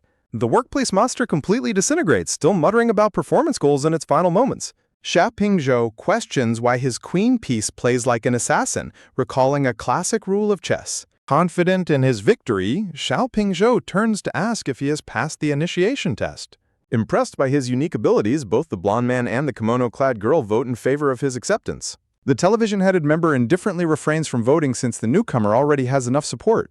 The blonde man steps up, presenting an alternate, far more lethal choice regarding his admission. With a chilling smile, he suggests that rejection simply means the rookie must be executed. Elsewhere, a blonde woman observes that Xiao Mai seems completely unaware of her brother's secret abilities. Deciding to drop the matter, she lights a cigarette and offers the young girl a place to stay. Xiao Mai scolds her companion for immediately lighting up, while the woman playfully defends her secret smoking habit. As they plan their trip to Tokyo, Xiao Mai demands a treat of tempura shrimp to ease her hunger. Back in the system interface, a plan is made to secure a second character for backup. A system notification confirms that a powerful new mind-revealing skill has been successfully unlocked. Armed with his new binding technique, the red-eyed youth prepares to confront a mysterious director. He recalls how instructors abducted him from his childhood home, hinting at deep-seated betrayal. He warns his target to pray for satisfying answers when their inevitable confrontation finally happens. The system announces the activation of full split mode, locking his consciousness permanently into the game. Status window updates his world-building progress across 3 distinct, highly competitive power branches. The brigade members recall their leader's absolute order to execute the recruit if his performance faltered. Sweating profusely, Xiaoping Zhou is stunned by the cold, murderous nature of his prospective allies. The kimono-clad girl steps in to stop the hazing, confirming his official acceptance into the brigade. She presents a special welcoming gift sent directly from their mysterious high-ranking commander. Xiaoping Zhou looks on in mild confusion, wondering what this mysterious offering could possibly be. She confirms the gesture, initiating a flash of mystical power to deliver the gift. A majestic, red-eyed black crow manifests and lands directly upon Xiaoping Zhou's outstretched arm. Revealing her own shoulder tattoo, she explains that this is the legendary brigade's official emblem. Xiaoping Zhou decides to place his permanent faction mark on the back of his hand. A brilliant burst of light seals the brand, marking his transition into an official member. They welcome their 12th member, offering a grim warning about the volatile tempers of their colleagues. The young man quietly acknowledges the warning, realizing how dangerous his new companions truly are. A system notification alerts him that his first major quest has been successfully completed. He silently plans to keep a low profile and coast through their next high-stakes mission. The blonde man checks his watch, suggesting they grab some food before temporarily going their separate ways. Driven by hunger, the group prepares to teleport directly to a local ramen shop. The blonde man notices Xiaoping Zhou's distracted gaze and questions what has caught his attention. Xiaoping Zhou prepares to follow, completely unaware of the shocking encounter waiting just around the corner. A prompt reveals the exclusive and deadly cultivation system assigned to his second character. The core rule of the system demands the annihilation of enemies for power-ups. The system details his first cultivation quest, offering attribute points for high-tier targets. Xiaoping Zhou realizes completing these hunting quests will be remarkably easy with his chaotic brigade allies. His personal character sheet displays his current attributes and overall combat ranking. He strategically allocates his attribute points to elevate his neural reaction speed to B rank. His nanospirit reaches B rank just as he suddenly detects approaching footsteps in the corridor. The entire group halts as they sense an unexpected presence closing in. Heavy leather boot steps into view, marking the arrival of the mysterious intruders. The trenchcoat-clad blonde woman smiles, noting that their targets have already been dealt with. Xiao Mai questions if the strangers are fellow exorcists, which her commander strongly doubts. Xiaoping Zhou is completely shell-shocked to find his own little sister standing right before him. The television-headed brigade member notes the arrival of these uninvited guests with dangerous interest. Ayase chillingly asks if they should eliminate the intruders immediately, setting up a terrifying showdown. A cold-blooded decision sets off a deadly chain of events as the blonde-haired man ruthlessly orders the immediate elimination of the witnesses. Standing on a high ledge, the hooded youth realizes his current game character once met the targets years ago. He recalls that both elite figures are highly regarded rising stars within the National Association. Realizing his sister's life is in jeopardy, the hooded youth sweats as he worries about losing a vital main quest. Walking through the dark corridor, he plans his sister's escape while the kimono-clad girl complains of hunger. With cold, lifeless eyes, the kimono-clad girl bloodily demands to slaughter their targets immediately. Unleashing a massive wave of red energy, she prepares to execute the intruders so she can finally eat. Recognizing the threat, the monocled, pinkish-blonde woman shields the green-haired girl as the surrounding air bursts into flames. The hooded youth identifies the monocled woman's affiliation and unique powers, questioning his allies if they know her. The blonde-haired man rubs his chin, acknowledging her famous reputation and revealing they once tried recruiting her. Laughing out loud, the blonde-haired man mockingly reveals that their commander was flatly rejected by her. A fiery train sigil symbolizes her later success in forming a powerful, independent team of demon contractors. Intensely blazing orange flames consume the area, marking a brief moment of heavy anticipation. The kimono-clad girl impatiently demands a final decision on whether to slaughter their opponents. The TV-headed man commands them to halt, warning against causing a massive scene before the main auction. The group casually decides to retreat and find food, leaving the hooded youth sweating in deep confusion. Raising his hand, the hooded youth eagerly volunteers to spar with the powerful woman himself. The blonde-haired man sternly dismisses his request, reminding the rookie that fighting now would disrupt their plans. Walking away, the blonde-haired man confirms their upcoming high-stakes operation to hijack a major underground auction in Tokyo. The TV-headed man summons a glowing digital portal, revealing that the commander shares plans only minutes before operations. Entering the portal, the hooded youth silently hopes his retreat keeps his little sister safe from the crossfire. Stepping through the spatial gateway, the youth questions their casual nature while the blonde-haired man explains their ruthless standards. Enveloped in blinding light, the youth worries that his sister's involvement in the upcoming auction makes her survival nearly impossible. The swirling dimensional gateway completely shatters and seals shut, leaving the target area empty and quiet. Left standing in the empty room, the green-haired girl asks about the background of the mysterious group that just retreated. Lighting a cigarette, the monocled woman identifies the invaders as elite members of the notorious White Crow Brigade. The green-haired girl panics in absolute shock upon learning they were nearly executed by such terrifying opponents. Shifting locations, the glasses-wearing instructor turns to ask the collar-wearing, brown-haired boy about his strange behavior. Sitting on his bed, the boy dismisses the concern and eagerly asks about the formidable curio wielders instead. Shaking his metal flask, the instructor begins a mythical bedtime story from ancient times to explain their origins.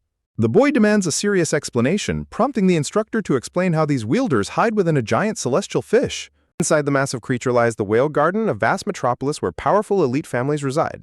A cloaked figure with a lantern illustrates how wielders conquer dangerous realms to claim powerful shards. A glowing system text details the classification of curio shards, ranging from mythic to common grades. Floating crystal shards represent the legendary, godlike power locked within the rarest mythic grade curios. Looking up, the brown-haired boy curiously inquires about the tier just below the legendary grade. Sitting calmly, the instructor lists famous generational grade curios capable of extracting massive historic powers. He warns that anyone holding a mythic shard essentially wields the terrifying nation-destroying power of ancient gods. The brown-haired boy contemplates the terrifying reality that these wielders are far more dangerous than himself. Widening his eyes, the boy realizes the instructor's profound knowledge suggests a hidden connection to the main association. Lying back down, the boy resolves to uncover the truth himself rather than expecting a straight answer from his mentor. The instructor hands over the shaker, officially concluding their informative briefing. Having analyzed his potential foes, the boy feels highly confident about his chances of rolling a powerful new character. A glowing digital interface prompts him to spend points and roll a dice to create a new character. Standing before the matrix, the boy confidently selects the number 6 for his high-stakes wager. But the black dice spins wildly as the system registers his final choice. Rolling a perfect 6, the system congratulates him and rewards him with an extra character slot. Boy sweats nervously, hoping the character's background isn't excessively complex. The character card reveals Arpadnot, a low-rank messenger with disappointing D-rank attributes. A promotional recruitment display appears, marking the end of this high-stakes chapter as new horizons await. Realizing the dangerous reality of their mission in Tokyo, the green-haired girl begins to doubt her choices under the watchful eye of her monocled commander. Terror washes over the green-haired girl as she questions whether they should even proceed with protecting the upcoming underground auction. The cool-headed, monocled woman dismisses her fears, deciding to stay and report the recent clash to bolster the auction's security. Shaking her mentor in absolute panic, the girl desperately wonders who could possibly defend them against such monstrous foes. Her mentor gently reassures her, suggesting that the local association might look abroad to recruit powerful international allies. A knowing smile plays on the woman's lips as she prepares to name a formidable faction capable of shifting the balance of power. The mysterious force is revealed to be Blue Ark, an elite organization summoned directly to the heart of Tokyo. Meanwhile, a quiet ramen shop stands nestled in a dimly lit Tokyo alleyway, setting the stage for a secret meeting. Inside, the mysterious kimono-clad girl hands over a slip of paper containing secret contact numbers for the incoming White Crow Brigade. With their brief rendezvous concluded, the sinister elite members bid their farewells and vanish into the night, leaving their rookie behind. Left alone, the black-haired youth resolves to maintain his dangerous cover in the brigade to harvest valuable secrets for future leverage. Blending into the crowded city streets, he begins searching for a temporary hideout to keep his current character safe. He soon settles into a quiet, inconspicuous hotel building tucked away from the prying eyes of the city. Sitting alone in his room, he brings up his glowing system screen to check his current character's progress and abilities. A detailed skill tree appears before him, offering powerful development paths centered around swarms, peace evolution, and demon hunting. After a moment of careful deliberation, he decides that the first option is by far the most practical choice. With a simple tap, he spends a valuable skill point to unlock a powerful new summoning technique. Satisfied with his new golden chess pawns, he lies back on his bed, feeling far more secure about the trials ahead. Analyzing his updated quest menu, the massive skill point rewards warn him that surviving the upcoming auction heist will be an absolute nightmare. He recalls the terrifying tragedy of his former teammate Traffic Light, who went mad during a mission and turned into a bloodthirsty, murderous ghost. This rogue hunter left a sinister trail of blood-red hexagrams at his crime scenes, accompanied by a cryptic Latin signature. The mysterious name points toward the Salvation Society, a shadowy and exceptionally dangerous syndicate operating behind the scenes. Since his second character has no immediate tasks, he decides to let the body rest in the hotel and switch back to his main character. Shifting his focus, he prepares to deploy Black Lizard to infiltrate a mysterious orphanage and uncover its deep-seated secrets. An eye slowly cracks open in the darkness as his consciousness returns to his primary body. System notifications immediately flash before his eyes, confirming the successful completion of his investigation into his sister's hidden activities. Sitting up on his bed, the blue-haired boy marvels at how easily his second character bypassed the tedious task of tracking his sister. He immediately allocates his newly acquired points to maximize his speed and unlocks a powerful ability designed to suppress superhuman foes. A screen details superpower theft, a game-changing skill that lets him temporarily steal and use his enemy's unique abilities. The system abruptly delivers a harsh warning, revealing that his next character creation will require a whopping 9 splitting points. Shocked by the massive price spike, the blue-haired boy dryly jokes about whether the system is trying to prevent him from developing multiple personalities. A new city map feature unlocks, revealing active event locations that make his life feel increasingly like an immersive game. Suddenly, his eyes widen in absolute disbelief as he recognizes the exact location where the event card is spawned. The event is centered directly on the eerie library of his old orphanage, a place filled with dark memories. He remembers his childhood obsession with the library and the one place he could never access, the perpetually locked basement. Recalling a childhood attempt to breach the heavily chained iron door, he remembers the severe punishment he received from the director. As the memories piece themselves together, a terrifying suspicion begins to take root in his mind. He wonders if the heavily guarded iron door was actually the secret entrance to the sinister experimental laboratory. Sweating in panic, the brown-haired boy with the collar realizes his true original body was never transferred, has been trapped underground this whole time. With his mind racing, he triggers a blinding digital transition to dive deep into the next high-stakes sequence. His feet plant firmly onto a glowing digital grid, signaling his return to the virtual world. The system formally welcomes him back to his rare character, the formidable 19-year-old exorcist Ja Pingzhou. His impressive profile displays balanced spirit stats and a legendary SS-rank soul weapon known simply as chess. Standing in his default white attire, he is startled by a burning golden scroll hovering mysteriously in the air. Faced with choosing between a frenzy path and a righteous one, he instantly selects the wild, unpredictable path of madness. Instantly, the system confirms his selection of the blood hunt path, wrapping his entire body in a blinding aura of raw power. A sudden, painful rush of memories floods his brain, signaling that his character's backstory is fully loaded and ready. Grimacing through the pain, he notes that this intense transition feels exactly like his very first character creation. Silhouettes of the notorious 12-man White Crow Brigade loom as he remembers his plan to infiltrate their ranks through the dark web. Armed with the power to summon lethal chess constructs into reality, he stands ready to initiate a high-stakes game of life and death.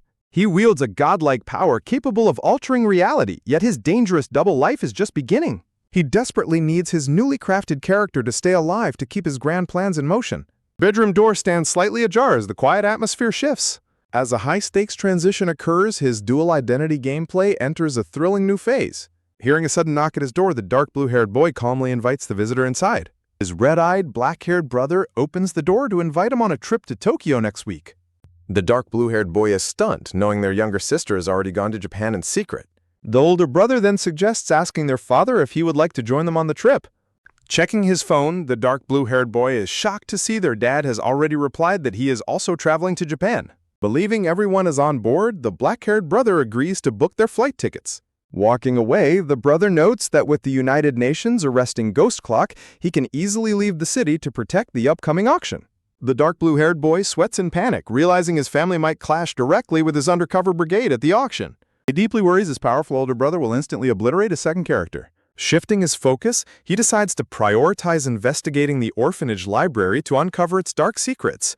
Oppressive rain begins to pour heavily over the towering city skyscrapers. Clad in a dark cloak and mask, the blue-haired boy leaps gracefully across the rooftops in the pouring rain. He finds it suspicious that a torrential downpour started so suddenly after a perfectly clear sky. Approaching the old orphanage library, a heavy sense of dread washes over him. Landing on the roof, a system notification commands him to explore the library's locked basement. A long shadow stretches across the floor as he enters the quiet, dark library. He silently navigates through the tall, dusty bookshelves to find his target. Reaching the back, he confirms he has finally found the secret basement door. He swings the door open, unleashing a sinister wave of dark purple energy from the staircase. He cautiously descends the dark stone stairs, determined to uncover the truth. A heavy iron door blocked by thick metal chains and a padlock stands before him. With a sudden snap, the massive lock is shattered and falls to the ground. The heavy iron door slowly creaks open, revealing the dark abyss inside. Peering into the dark chamber, he is horrified to see a helpless girl chained tightly to a stone pillar. His red eye widens in absolute shock beneath his mask. He immediately recognizes her as his childhood friend, Shu Qian, as the system confirms his quest completion and grants him the bird in a cage event card. He recalls their warm childhood days at the orphanage when they would read books together as close friends. He remembers her sudden, mysterious disappearance and how the police eventually abandoned the investigation. Clenching his black-gloved fist in rage, he realizes everyone assumed she was dead when she was locked here all along. Spotting a security camera on the wall, he knows exactly who is responsible for this cruelty. Gritting his teeth, he realizes only the director holds the keys to this sinister basement. The stormy night rages outside as his fury reaches a boiling point. Inside his dim office, the orphanage director sits quietly in front of a glowing laptop screen. The heavyset director stares intently at the bright screen in the dark room. He calmly lifts his mug to take a drink, unaware of the approaching danger. A sudden flash of lightning reveals a terrifying masked figure with glowing red eyes standing right behind him. Terrified, the director drops his white mug, shattering it on the floor. Sinister, dark energy wraps tightly around the director's neck, choking his screams. The masked boy demands to know who abducted Jiming Huan and Kong Yuling, but the director desperately claims ignorance. With a menacing glare, the masked boy promises to find a way to make him speak. Activating his system skill, the boy forces the director to speak the truth, revealing the abductors wrapped their bodies tightly. Trembling in terror, the director recalls seeing a specific pattern on the uniforms hidden under their coats. The masked boy demands to know exactly what the pattern looked like. The choked director begs to be released so he can draw the pattern for him. Using dark shadows, the boy hands him a pen and commands him to hurry. The director draws a complex hexagram inside a mechanical wheel, leaving the masked boy stunned by the familiar symbol. The dark conspiracy begins to unravel as the blue-haired masked youth connects his past abductors to a mysterious cult known as the Salvation Society. The nervous, brown-haired director admits he was forced to delete all surveillance records from the orphanage during those crucial days. A chilling question demands to know what kind of corrupt benefits the director received in exchange for his compliance. Activating his truth-extracting skill, the youth forces the terrified man to confess to accepting a massive bribe of 200,000. Narrowing his crimson eyes, the young exorcist demands to know if the old director ever felt a single shred of guilt. Standing over his trembling captive, the youth demands an explanation for the girl locked in the basement, while the broken director repeatedly begs for mercy. Cold and relentless, the youth presses the begging man for any explanation of his heinous actions. Seeing no genuine remorse, the masked youth wears a cold, menacing smirk as he mockingly prepares to grant forgiveness. The dark promise of forgiveness is delivered with a swift, lethal slash that seals the corrupt director's fate. Shadowy tendrils quickly spread across the blood-splattered office desk, completely consuming the gruesome scene. Shrugging off the execution, the cold-blooded youth looks back with a completely satisfied expression. Nearby, the kimono-clad girl with striking red eyes quietly waits for her companion's next move. Shifting back to the current timeline, a sudden burst of magical energy shatters surrounding cards into tiny fragments. The kimono-clad girl stands serene amidst falling cherry blossoms as she unleashes a flurry of invisible slashes.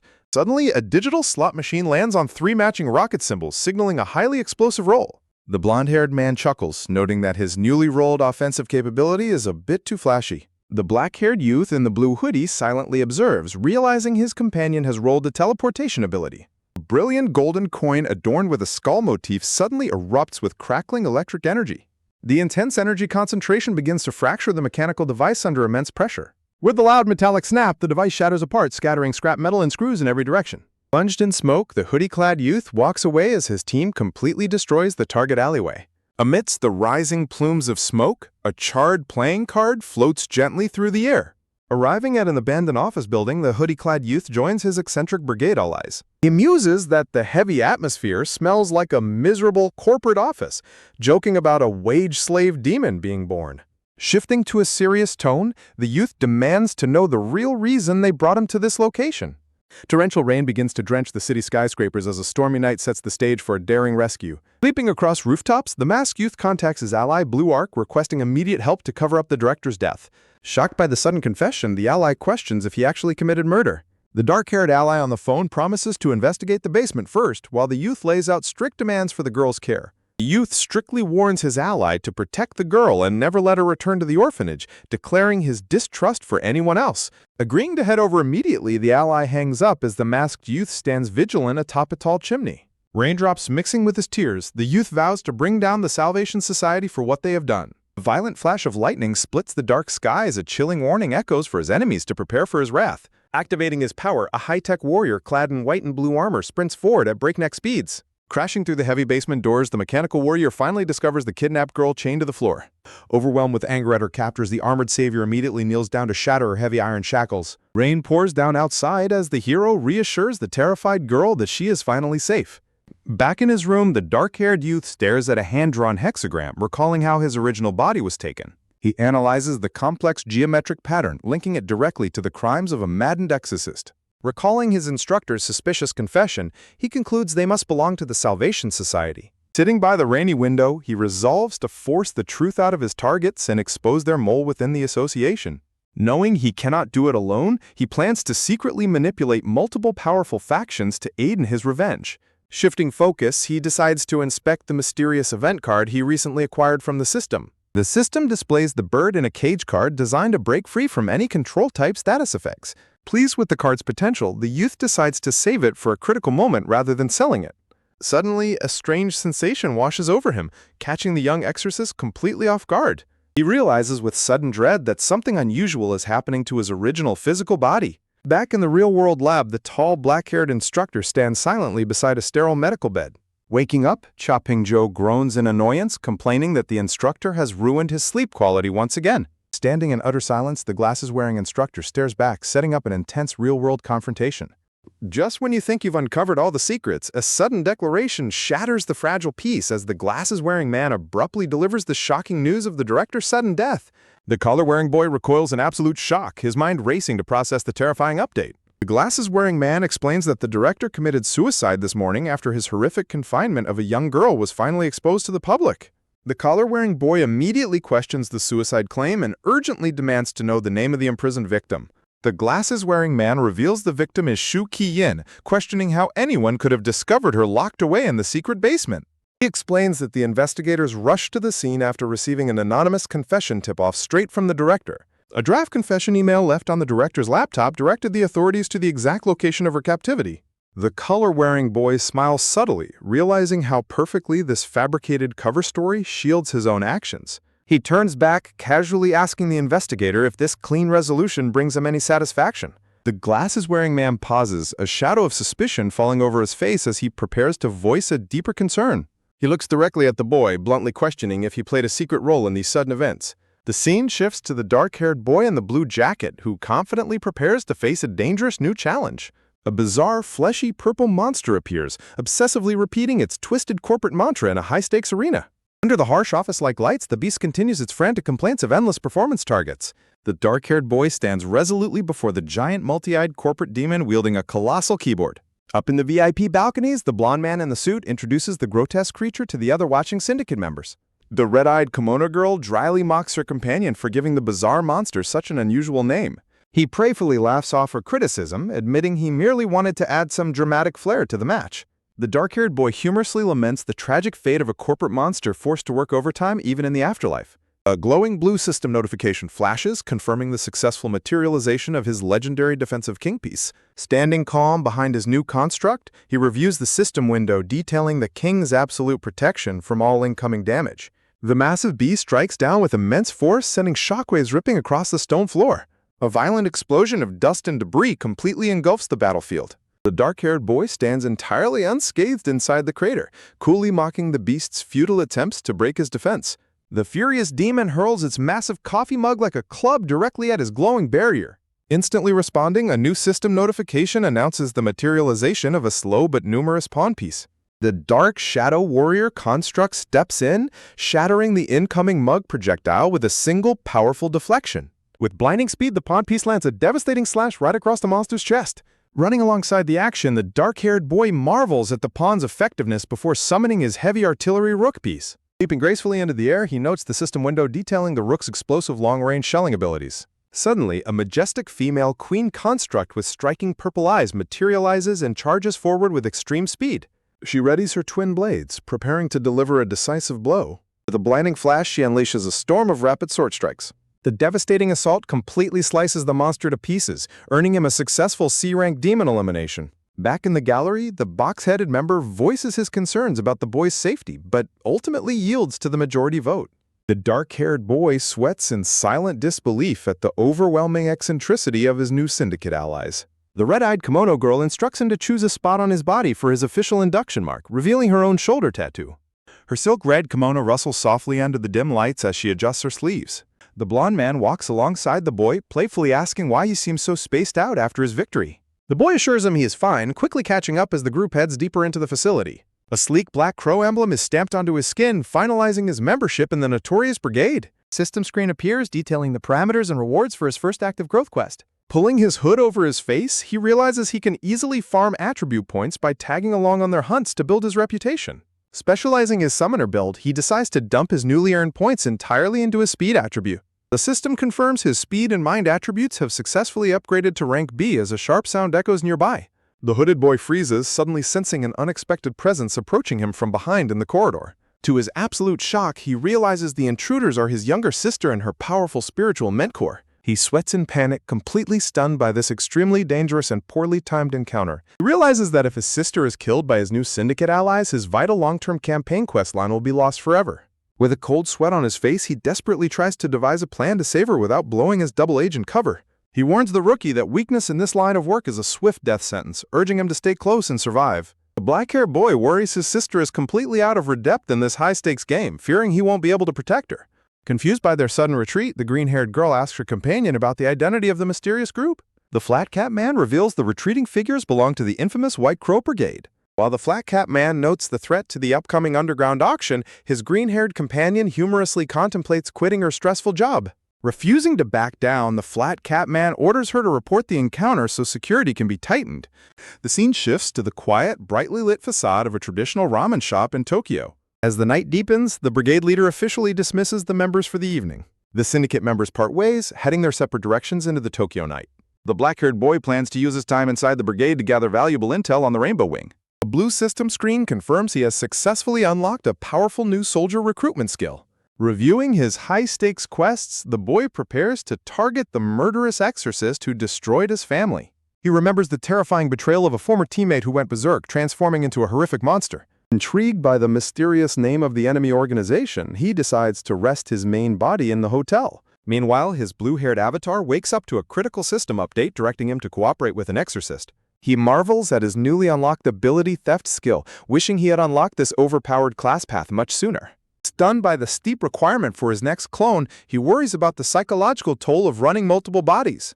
A dark memory resurfaces of being brutally punished by the orphanage director for exploring the forbidden basement. He recalls how the director deceptively claimed the locked chamber was merely a hazardous old wartime bomb shelter. Overwhelmed by a sudden, horrifying realization, the blue-haired boy clutches his head in absolute dread. He receives a playful message from his sister, revealing she has already arrived in Japan. Shockingly, a follow-up message reveals their father is also en route to Japan, complicating his plans.